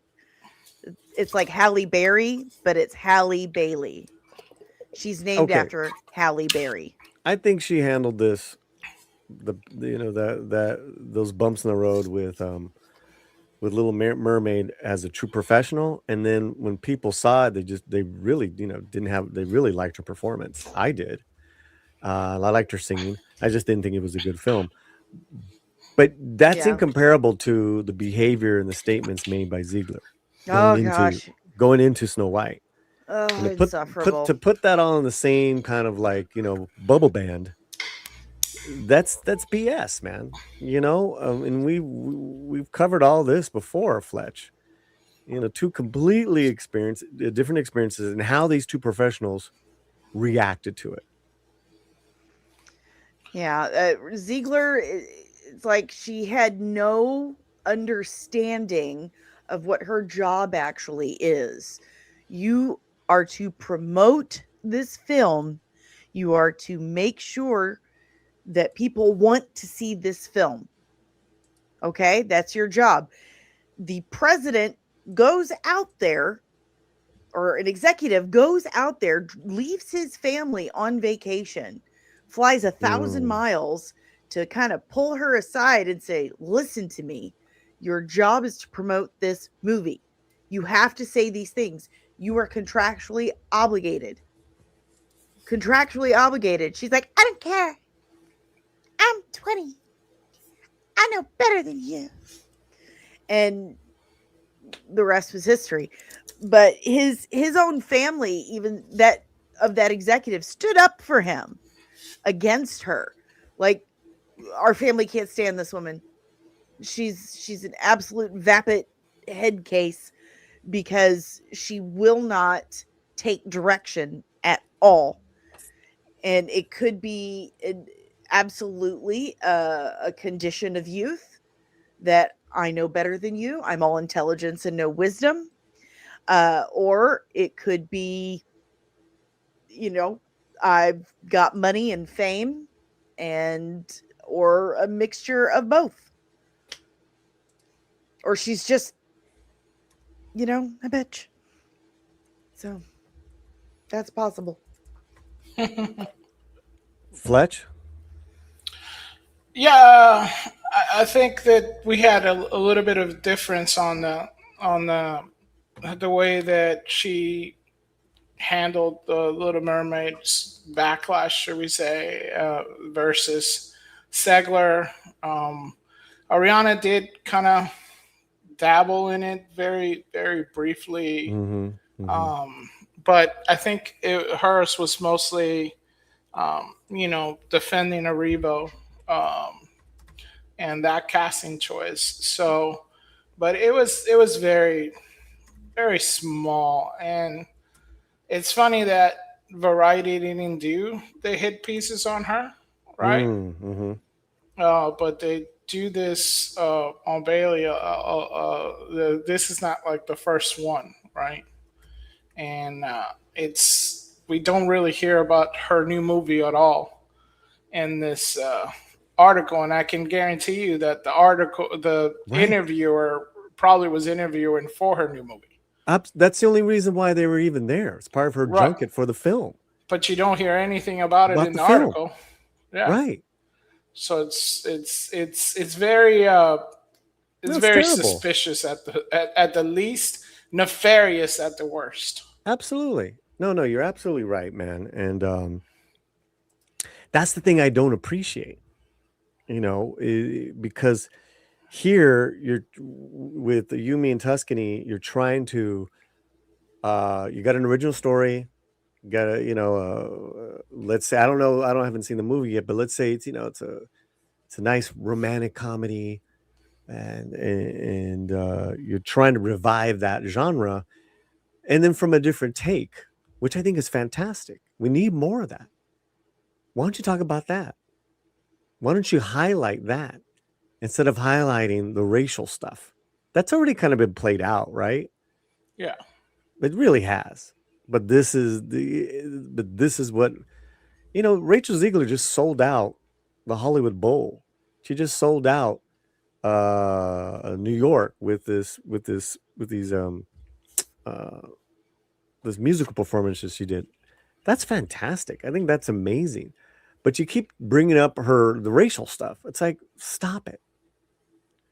And I know she's got more. She definitely has a mountain to climb like Brie Larson did, but it's possible. But these hit pieces just don't help. You just keep bringing this crap up, Fletch. Bringing it up, bringing it up. Yeah, and nothing about her new film. So you're basically sabotaging the people that you're supposedly say you champion. Mm-hmm. You know, you're saying you want more people of color in your movies. You want more diverse filmmakers, more diverse movies, and then lady goes out, makes the movie that you're asking for. Did it all herself. You know, put some money in it, put some skin in the game. Just like Zendaya did. Get it produced, get it pushed out there. It's promoting it. Yep. You decide not to promote it, not talk about the movie, not celebrate the movie, not highlight the movie, but instead highlight something she didn't say. Reword it into your own words. I mean, therefore silencing her again. So according to what you say that other people do, you just silence her and decide that, hey, you know, we're just going to go with our own narrative and not even mention the movie that you're pushing. The reason for this interview at all. Well, and we won't even talk about how they're trying to besmirch Michael Jackson's name again. Right? Right? Yeah, that's another variety. But it's the same vibra coming out of I mean, it's like you want the same slave and dejected stories only to be told on black and brown voices. Let's just be real. Well, I mean, with Michael, you can't have the family involved. I mean, legacy in the movie. You have a black filmmaker and Antoine Fuqua, and then you want to talk about the troublesome past of Michael Jackson, which not proven, but that's too iffy to say. You have to throw shade. Or what's proven is that Sony forced him to pay out where Michael wanted to fight. Oh, of course. I mean, Michael never gave up on a fight. That's the reason why he owned his own catalog. One of the main reasons why, Hollywood and everybody disliked him. Let's bring Dani back in this, because it's like this is our theme, right? It's like, if it's a woman directing, they failed, and then you shit on them. If it's Haley bringing her own money into this film, you're gonna do the racist angle on past stuff. But it's not that with the other, on the other side. I mean, this hypocrisy, man, it never fails me that I still get surprised by Hollywood, Dani. Yeah. You said it.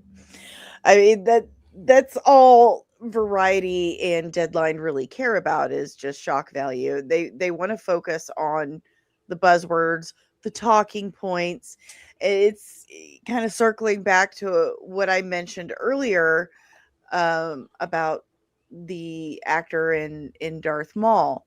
They keep bringing up the same thing so that we can never move past it.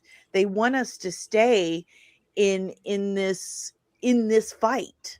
They don't want us out of it, because they don't get clicks or impressions anymore. They don't get people buying subscriptions. They don't get attention for them anymore, because the more inflammatory something is, the higher their views are. That's what works.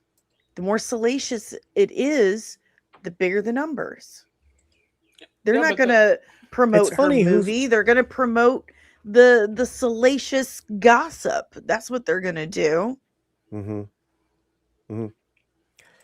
It's interesting who the real toxic people are. Yes, it is. And anytime I feel like any woman who's ever been in a toxic relationship, in an emotionally or mentally abusive relationship, is able to recognize this stuff. And if you can't, honey, you probably still are in one. Um, because it's gaslighting at its finest. It is pure gaslighting. They are going to be the ones that are committing the racism, the toxic behavior, the bigotry, the ableism, all of that. And when you point it out and say, hey, like why we're not doing that? Like why are you doing that? Why are you pointing that out? No, no, no, it's you. It's you. And then they try to turn it around and tell everyone else that it's you. That's classic gaslighting. Make sure the attention's here so they don't look at what they're doing. Let me ask you this, Fletch. You know, you have some production details and story details about this Tuscany movie? Not many. I know Okay, that I mean, it was. do you know if it's political? If these are like No. BLM kids falling in love with each other? No, no. It's basically a young woman who goes to Tuscany and through like hijinks ends up in a villa that it's somebody else's, and then falls in love with a gentleman that's there. And with the help of locals and friends, they developed this relationship. But then hijinks ensued because she's not really supposed to be there. When the owner of the villa comes back, it's more hijinks. But it's very lighthearted, romantic comedy. The ones that we used to get at least 4 or 5 every year. So is You Got Mail in Tuscany, or what was the other one that the famous lady did in Tuscany that. Dan Keaton. Under the Tuscan Sun. Yeah. Diane Under Lane. the Tuscan Sun. Diane Lane, yeah, Under the Tuscan Sun. And Under the Tuscan Sun. I hear you. So I guess it didn't have any political bent. So it needs to, that's what these people need to go find. What? Yeah. We have to be on the street screaming people, eating fried chicken and throwing watermelon somewhere. I love fried chicken.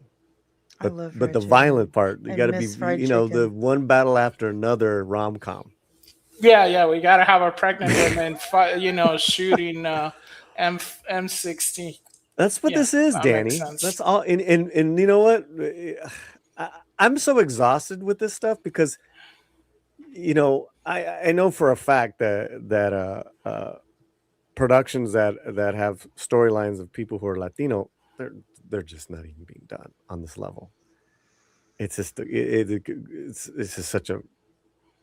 such a joke in Hollywood about what they. I'm very happy that Tuscany is getting out there. I think this is bullshit, and I'm gonna go see it opening weekend. Give it my money. I hope it's good, and we'll do a review and all that stuff. I don't like rom-coms. That's all right. You don't have to. Are you seeing it, Fletcher? Yeah, we were talking about seeing it. I just I don't know what the rating is, so I have to just watch that. If it's not rated, I'm hoping it's not rated R, so I can take my wife. So hopefully it's not rated R. It is. I'll tell you right now. Rated PG-13. Yeah, so it should be all right. Can't go see R with the wife. And is it out now? Looks like it's tomorrow. So yeah, it should be coming out this week. Yeah. So it's a good date night, which is needed, because it's not too much stuff out there for family. So it's good that you had like Project Hail Mary, you had the Mario movie. It was like, oh my gosh, it was such a dry thing because everybody's like, oh, let's go to the movies, and it's like, well, there's nothing to see. Everything is horror movies, sex, and nihilism. So it's really good that we're finally getting some proper movies and especially black movies that is not just Tyler Perry raunchiness now. Dudes dressed like chicks, yeah. This was that where you were talking about a couple of this was couple weeks ago. Studios are monitoring You, Me, and Tuscany box office before buying more black-led rom-coms. Yes. Filmmaker says a film that has nothing to do with me could literally change my life. Nina Lee writes. She's an award-winning filmmaker. Pleaded with fans, go see You, Me, and Tuscany. It's not her movie. Yeah. Oh man. Yeah, but they're holding up her movie. The studio's holding up her movie. She's promoting the movie because she's holding up. But this is, it's kind of like what they say. Restaurants, when they get a bad review, if they don't take it seriously, they go out of business because the majority of people don't say anything, right? She's the one that's saying something, saying her black rom-com movie is being held up because if this does well, the studio is going to finance her. Imagine the pipeline of black rom-coms that are out there, Latino rom-coms. I mean, whatever whatever they're out, but that it's not the norm, right? Yep. Us acting like animals or something like that. So if you have that, if one lady stood up and said they're holding mine back, please go see this, I'm going to support it, then there's a pipeline. There's a hundreds of them. Waiting for this to do well. Here, this is from Nia Lee a couple of weeks ago. Met with the studio about my already shot rom-com. They won't buy it until they see You, Me, and Tuscany. Met with an exec about a romance script I have. They won't buy it until they see You, Me, and Tuscany. 3, go see this film, she says. The film has got nothing to do with me. Literally could change my life. So yeah, thoughts there, Danny?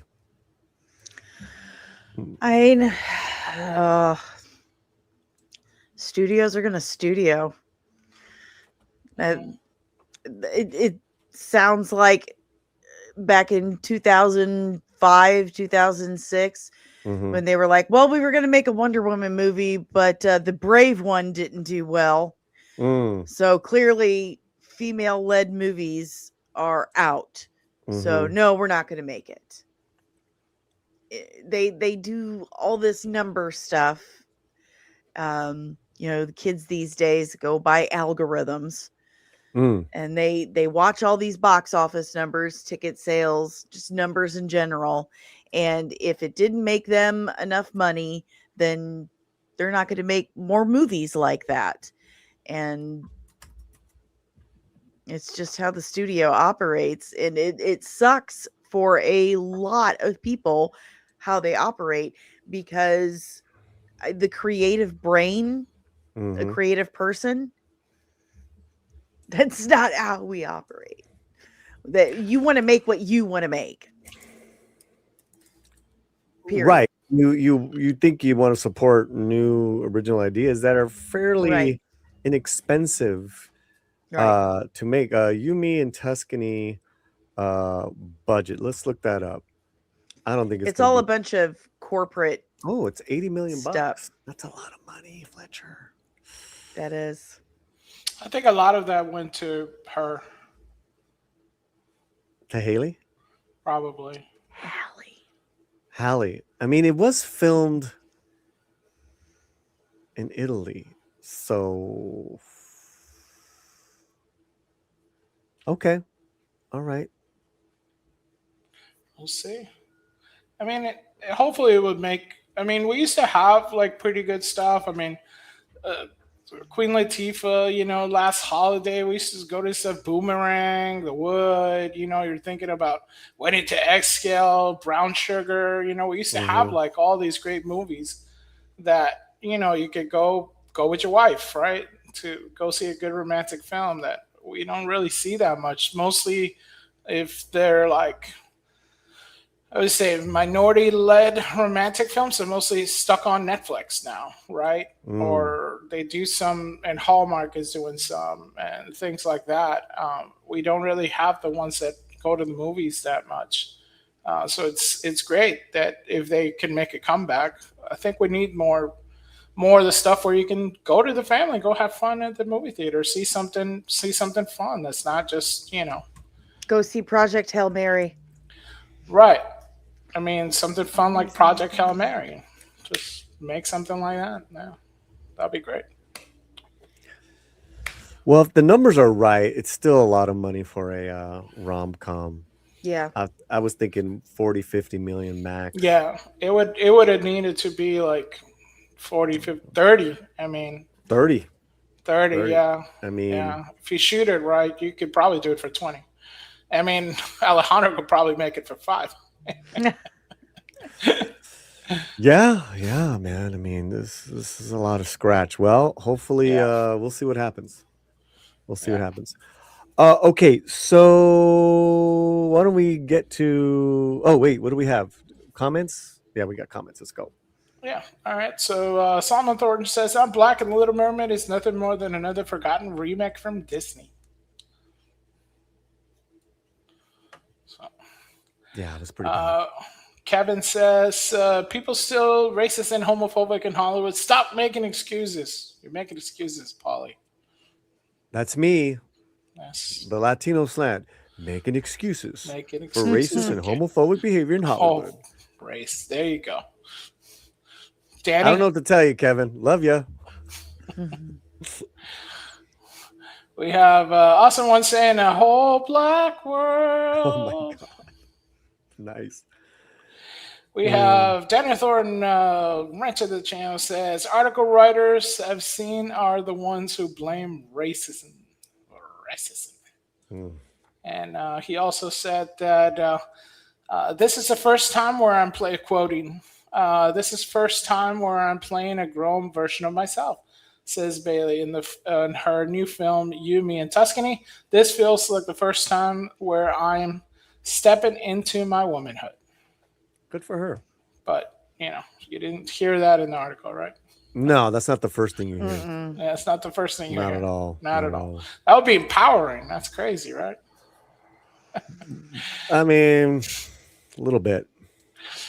Donovan Bradford says, "I think Little Mermaid and Snow White weren't great films for sure because only female targeted film I heard legit buzz from both pre and post was Barbie. Nothing Disney did."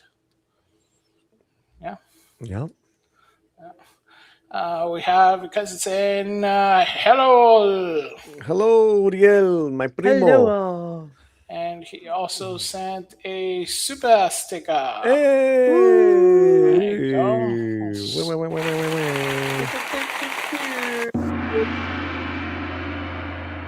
Love it. Nicole That's a long gong. 499. "It sounds like the studios need to help their stars deal with these journos who try to start stuff." Yes, they do. It's okay to say, "No comment. Can we talk about the movie, please? Thank you." I mean, it's studios, it's a management team, it's their PR people, it's their marketing people. The bigger you are, the bigger name you are, the more people you have on your team. Yeah. And they're like, "Oh, you got to bring this up. Got to have these there's talking a thing points. right now.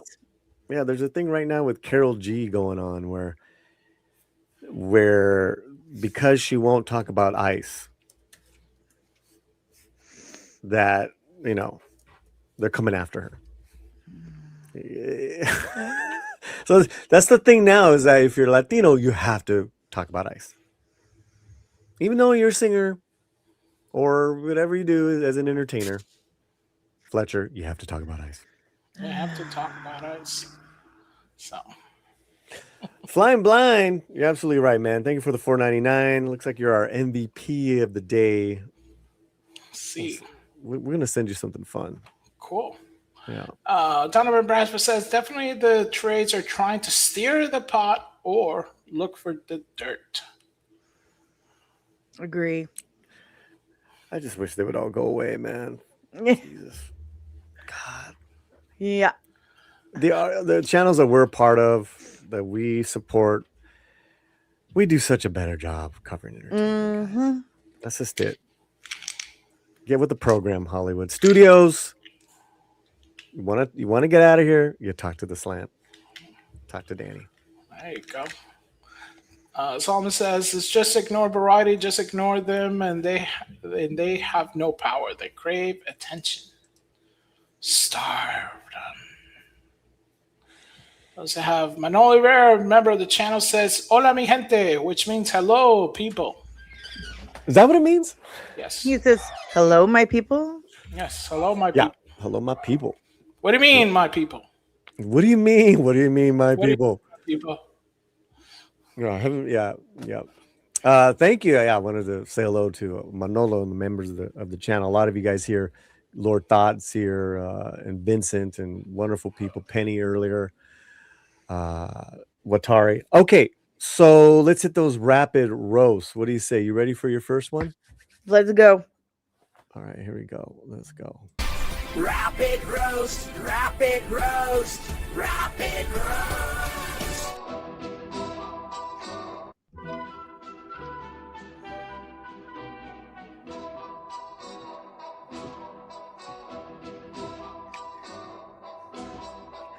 Oh, Paulie not keeping me updated about anything. And it happened twice today. Happened twice. I think it happened like twice. three times. Like three times. Yeah, get out of here. This is mine. So Paulie not keeping me updated about anything. More family drama. By family, you don't even want to know. Crowdfunding. Crowdfunding is so hard. There's so much involved. Diets. Listen, I'm hungry all the time. It's working. But diets, man. Not having enough hours in the day. I've got way too much to do. Still don't have the garden tilled. And why won't my family put things back where they belong when they're done with them? You've taken it out. Put it back.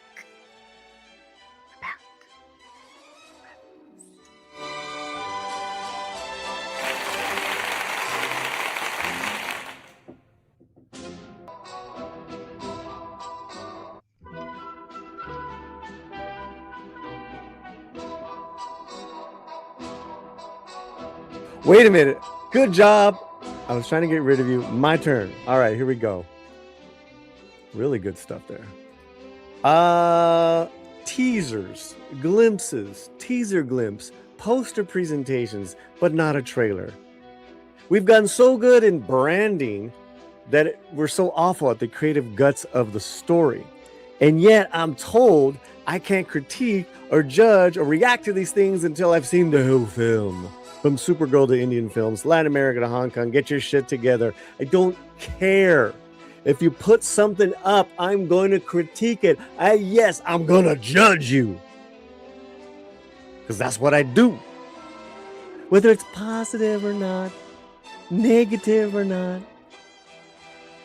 It's my right. It's my right. I'm going to do what I want to do. I'm grown. But for reals, guys, enough. You're putting up a poster glimpse. You put up this 3-minute just text with images, and I'm like, what am I watching? Well, it's just a glimpse. You can't critique it yet. No. Don't put shit up. How about that? How about you don't put anything up until it is a first trailer? But now, you can't even judge that. You got to wait till the whole movie's out. Film company and trailers, copyright claims. You guys are killing me. You guys are killing me. While I was live right now, we got a claim of a live from 3 weeks ago. They're checking in to make sure, hey, can't monetize this now. Guys are killing my business. Right? Your business is to entertain us and get the word out. My business is I'm going to react to things that you put up there. The trailer's ready. Go. Let me react to it. Half the time I can't even put it up because you guys have put claims right away. What's the point? You guys need us. You need us to talk about your stuff. All right? I went to see The Furious yesterday, Hong Kong film. They said thumbs up, send the reaction, but wait for your written review because the movie doesn't come out until May. I love stuff like that. Give me the information. tell me what I can and can't do. We're good because I've agreed to it. We have a thing here. But some of you mofos don't know what y'all doing. I have an idea.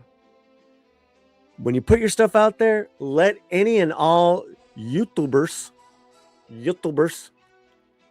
watch it, react to it, because at the end of the day, it's engagement that you guys need. Otherwise, you got to create some other faux controversy that no one cares about, where we're going to talk about your film or whatever it is.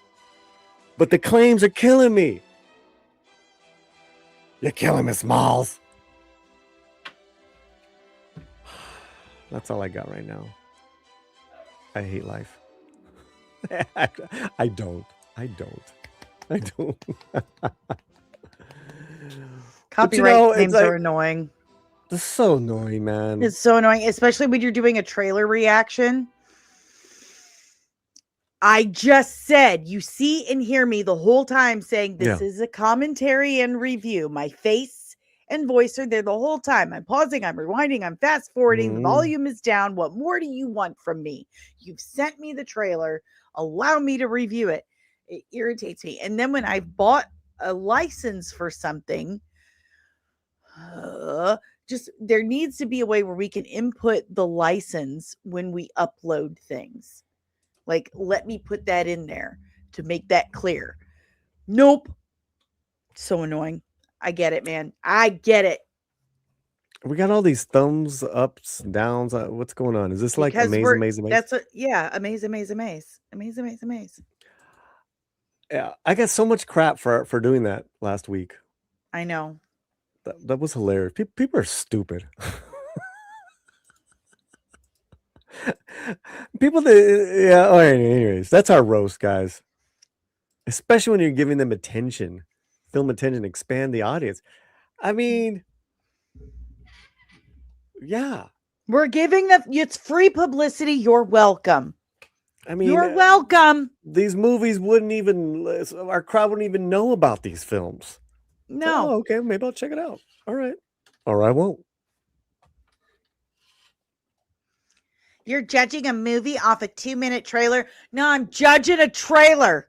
I'm judging a 2-minute trailer. Is that better? Do you understand that one? Oh, dumbass kids. Shaking my head. Free publicity. Tuscany has bloopers in the credits. Look at Daniel, see this movie already? Let's get Fletcher in here. I'm amazed at how many men are wanting to go see this rom-com. I mean, she's a cute girl, man. Woman. Rom-coms are great. It's always good to go with your wife to them. Yeah. With Romy, she's very particular about rom-coms. So, yeah, I don't do chick flicks. But, what did we see? Ready or Not 2? She loved. Not a rom-com. Not a rom-com.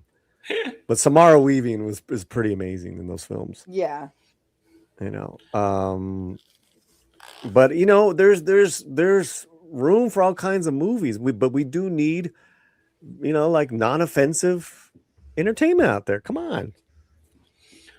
Yeah, you gotta have stuff for everybody. You know, I mean, it's been really hard to go to the movies lately, you know, and it's like there's nothing for people to see. My wife doesn't watch rated R movies, and so it's like literally like nothing for her to see. So it's like you can't even go to the movies with the family. It's like, what are you gonna go see? Can't see this, can't see that. Everything's just, and it's like, all right, I guess they don't want my money, you know. Look, you know, it's like, don't bring your whole family to the movie theaters to spend, you know, a whole lot of money. I don't know. Could be bad for business, but who knows? Okay, so I got a couple fun items here. Wanted to bring Fletcher in on this. Apparently, they're doing a TV demo in Spain about how a dog detects drugs, and in less than 5 seconds, the dog found coke on a chick. Worst. Can we let's play this? siguen trabajando, siguen todavía registrando en la estación de autobuses, pues bueno, el tránsito de pasajeros y de momento estamos... Wait a minute. Fletch. Straight to her. Straight to her, Fletch. Yep, that wasn't even like, waiting for it. He's like, hold up. Wait a And I minute. love this dog's face watching. Viendo el perro es fundamental que cuando el perro se sienta es cuando detecta drogas y... It's her. Found it. Found the drugs. She's got the dope. Let's go. Where's my treat? It's like treats. And meanwhile, the reporter Fletcher is, when does the reporter catch on? Not for a bit. y ¿qué está pasando? Yep. Yeah, what's going on? What's going on? How long? Because she's thinking this is a demonstration. Right. That's the funny part. Right. Because the dog's just doing his job. Yeah. O sea, estamos en directo y estamos encontrando un caso donde se está detectando algo. Eso es, la perra se ha sentado, ahora compra. Cutest dog. Yeah. She's Beautiful like, I dog. got you. She's like, I'm not taking my eyes off you. No, I don't know what you're going to tipo do. de sustancia estupefaciente que parece ser que lleva. ¿Sí? Bueno, estamos viendo que han encontrado sustancias también ilícitas. ¿Qué es esto? Get your hand out of the way, lady. Your reporter. What I love is that Spanish police obviously has no fear of, That's touching not drugs cocaine. without their gloves, That's not cocaine. That is heroin. Nice. Pues este es el trabajo real de lo que están haciendo, o sea, más claro imposible. Fijaros cómo Kido, este perro especializado, entrenado en detectar drogas. Hay otros canes There's his toy. How dare también que están That's an especializados en officer, detectar man. explosivos. Fundamental el trabajo. not just a dog. Right. Get it right. Get it right. Get it right. que ellos están haciendo. Ahora mismo, ¿qué pasa con esta pasajera? Ahora se la lleva mi compañera y le va a proponer para sanción por llevar una sustancia estupefaciente en un That's lugar my treat, público. son. Yeah. Well, why does she have a patch on? She looks fishy, man. Pues, Paulie's gracias like, por dog atendernos. needs to check her out. Maybe that's why she's trying to get away really quick. Seguimos dejando a los compañeros de la unidad especializada She's not listening to anything in her ear. Stop it. que sigan trabajando, pero este es el día a día. Qué bien entrenados y qué bonitos son esos perros, ¿eh? Solo no lo traiga al estudio, por favor.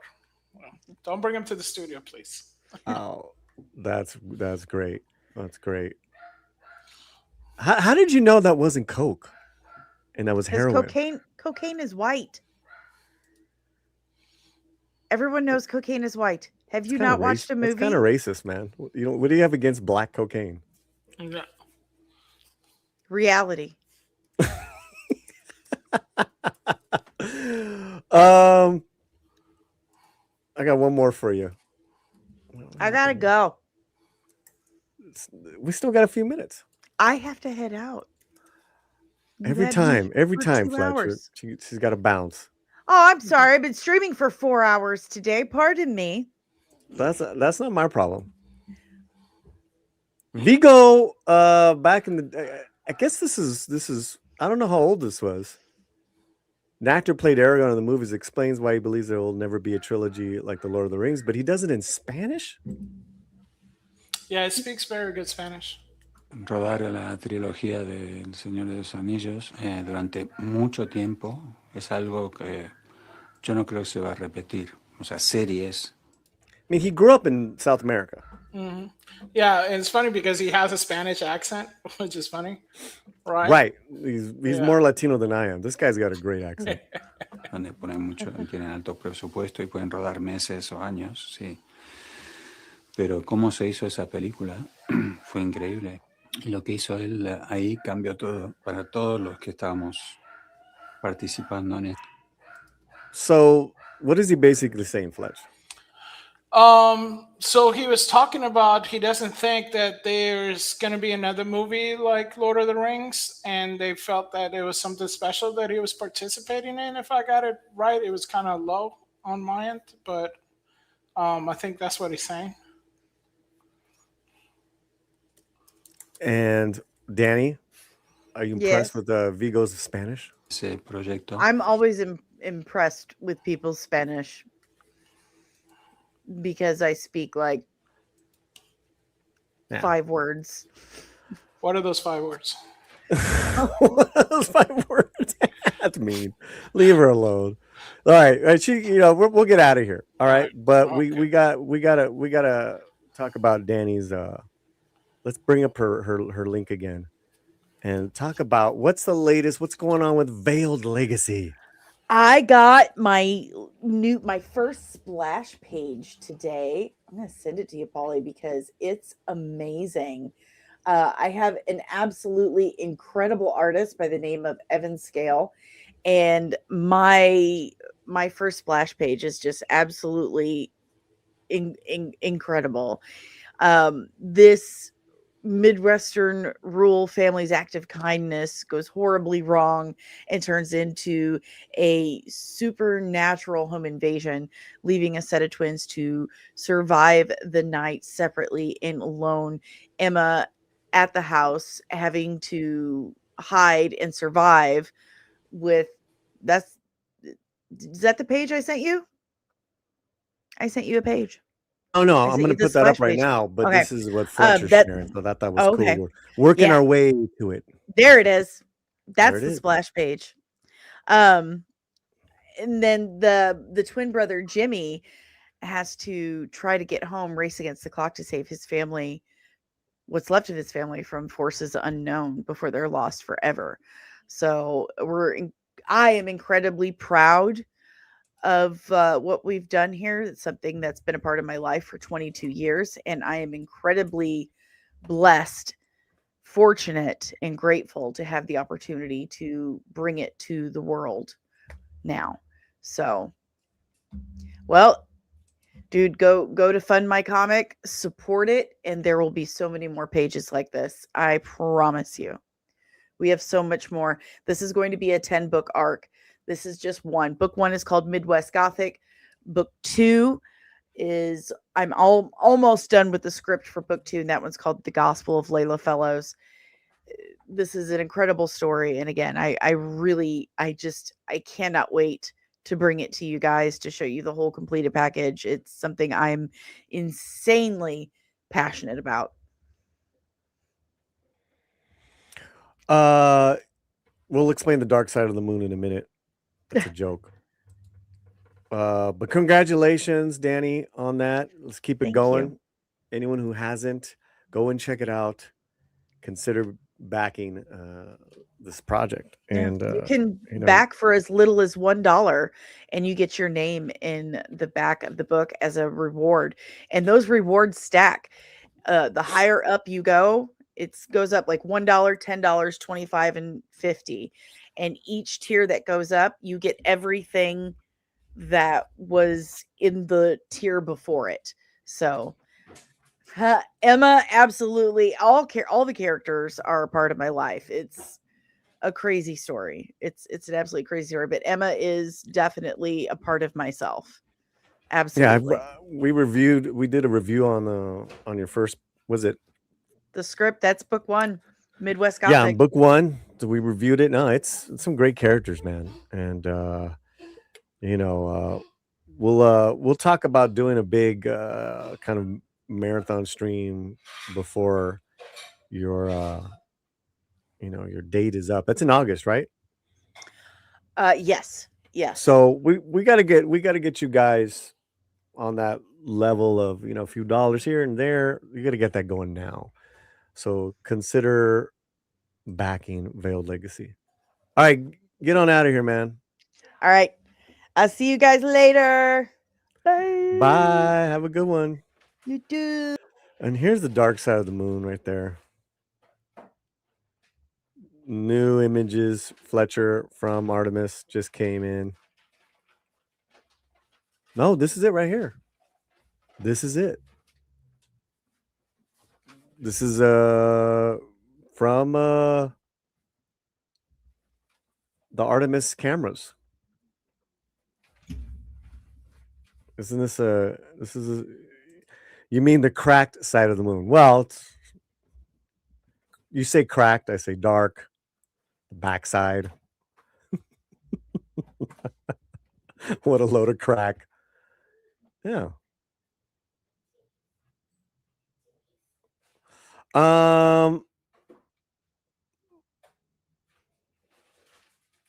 Can't wait to sell my house so I can send supers. Well, don't sell your house and not have a place to live so you can send supers, man. Let's be smart with what you're doing. Yes. Be smart there. Oh my God, the crack. Yes, Mecca J. One cheek, both cheeks. Half moon, full moon. I can't wait for the mission to. Yeah. There you go. Fletcher, let's get on in here. We got a couple things to talk about. On the website, we just put this up. It's the preview to CinemaCon. Rosa Para, our own Rosa Para, is going. So yeah, next week, right? Next week. I'm kind of interested. I haven't we just posted this. I haven't read her story yet, what she's previewing. I'm very curious in regards to Avengers I'm more curious about the Avengers. Let's just be real. So here's your preview article. We will be having live footage, all that stuff. Coverage. Blockbuster sequels and studio showdowns. You can check out her article now. We just posted it. It's free. She's got the day-by-day run. Monday, what's going on? Sony Pictures. Tuesday, Warner Brothers. Wednesday, DreamWorks. Thursday, we're the best chilaquiles in town. Oh man, you had to say food. I'm on fumes right now. I've only eaten. It's 12:57. I've only had a banana. Oh, see, you're doing well. Doing pretty good, but it's time to eat. So listen, this is up along with reviews of Super Mario Brothers Durandar 2. We're so happy that Rosa did this preview article. Check that out. Also, too, my friend, we got this Friday live the Los Cinematicos, and then next week is you, correct? I think so. I have to look at the Check your calendar. I believe you're the 17th. Let me see. Well, check your calendar. Okay. But I do know in 2 days you're going to have... 17th. Okay, you're going to have the Los Cinematicos this Friday. And then Fletcher's Fiesta is back. Thank God. People liking your fiestas, man. Oh, yeah. Cool. They like your fiestas so much. Well, here's first of all, here's this Friday. Hold on.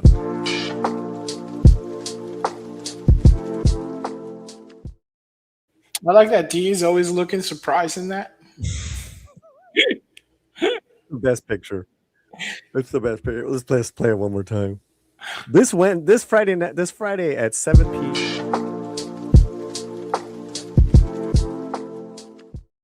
I'm gonna tell D, what you mean this Friday? What you mean this Friday? 4 p.m. Pacific, 7 p.m. Eastern. It looks like they're gonna discuss 3 films that were influential into falling in love with film. Oh, that's nice. Could be as diverse and show a range of our tastes. So that is what they're doing. That's Anthony cool. Perez, Sin's Corner, and D the Movie Man this Friday. 3 films that influenced them into that made them fall in love with him. That's a great topic. Ah, that's very cool. That's a great topic. Yeah. So it's always fun when you got something fun to talk about, right? You want to say, yeah. We saw The Furious last night. Oh, cool. Romy said date night. There you go. Nothing says date night like having somebody beat somebody with a hammer. Sweetheart, what date night movie? The Furious or You, Me, and Tuscany? The Furious. She's like, The Furious. What's wrong with you? What's wrong with you? What's wrong with you, Paulie? I mean, you're talking crazy. We love that film. So you can look out. We got a couple of videos coming out, Fletcher. Tonight, Anthony Perez is back. And he's got the video review. Let me get this right. Because he's now doing things have changed over there at this website. He's doing a written and video review every week for us now. Okay. Oh, You, Me, and Tuscany. Oh, that's right. There you go. I thought you were going to say Choco Tacos. Choco Tacos. Oh, why you got to mention Choco, man? 9 p.m. tonight is the embargo lift. Oh, okay, cool. Okay, so look out for that. Why is there an embargo like right before the movie comes out? That's usually not a good sign. That's usually not a good sign. I didn't want to say anything. No. You brought that up, dog. Huh? I'm trying to be positive for the No, me too. This is the first the budget, and I'm like, what? The Daniel Thorne in the thing said this, like, yeah, the reviews aren't good. I'm like, oh no. Oh man. No. But that's the thing. We're like, with the reviews being so like, right. Daniel brought up the reviews. Well, first you brought up the budget, and I'm like, oh my gosh, that's too much for a rom-com. And then Daniel's like, the reviews are not good, but that you can even take or thing. But then you're like, oh, there's a review embargo to like the day before it comes, because I saw as soon as you told me it was coming out, I went and like, oh, when is it coming? It opens tomorrow here. So I was like, oh, maybe go take the wife. And Anthony's usually very positive. Yes. So I have not even seen this video yet. Wow. So if Anthony doesn't like it, we're in trouble, guys. If Anthony doesn't like it. It's a long road for Ms. Barry. Wow. It's downloading right now. Uh-oh. We will have that video up tonight. You're like, why is it so late? I'm like, that's a review embargo that he did. That's insane. The review embargo was right before it comes out. That's usually not a good. That's sign. A terrible sign. Yeah, unless they kind of did the whole thing where the distribution didn't match the embargo, meaning they could have been a mistake in the showing early type too. So I don't know. Okay, so I'm looking at the video.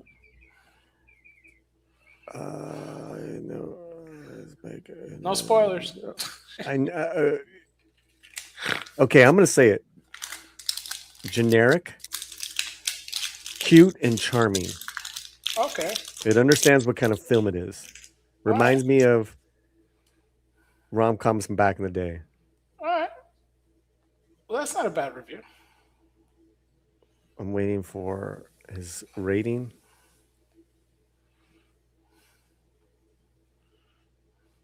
What ratings does he usually do? He usually do like 1 to 10, or because I think Sin says 1 to 5, right? Yeah, we're kind of like, we try to just do 1 to 5, but because they do their own channels, they got different ratings. Yeah, they got different ratings. I do my rating is thumbs sideways. If I lift my left eyebrow, that means I like it. Here, let's text him right now. Put him on the air. Hey man, we're live right now. Just curious, what rating would you give this out of 10? That's funny, man. Yeah, that's usually not a good sign. that a movie. Okay, so listen. Okay, listen. This is what we got for you. All right, you got the new article up on. You got the CinemaCon on. Help me out here. CinemaCon article on LatinoSlant.com. Okay, You're gonna have the Tuscany video tonight. You're gonna have the furious reaction. I get to do the reaction. I get to put that up anytime. I will tell you right now, it is such a good film. It's hyper violent though, so you probably aren't going to be able to see it. Fletch, I don't know how you are. No, I can do violence. Okay. Yeah. And it's got I'm calling this the martial arts Sound of Freedom. Cool. Like there's a strong message here that's real, with kids being snatched up. But, instead of Caviezel, you got Bruce Lee. Anthony hasn't said anything. Oh, he's responding now? Oh, is he? 6.5 out of 10. 6.5 out of 10? Yeah. Wow, that's from Anthony. Uh-huh. Who's, I love it.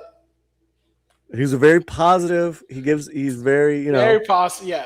Yeah. Him and Rosa, I say, are the most like fair, positive. Like they'll be Sin's gonna give you the real. Sin is a Supergirl. I see the truth. Yeah. No. They like to see the hope. Sin's like my sister. She ain't gonna give you no. Yeah. There's no sugarcoating here. It's like.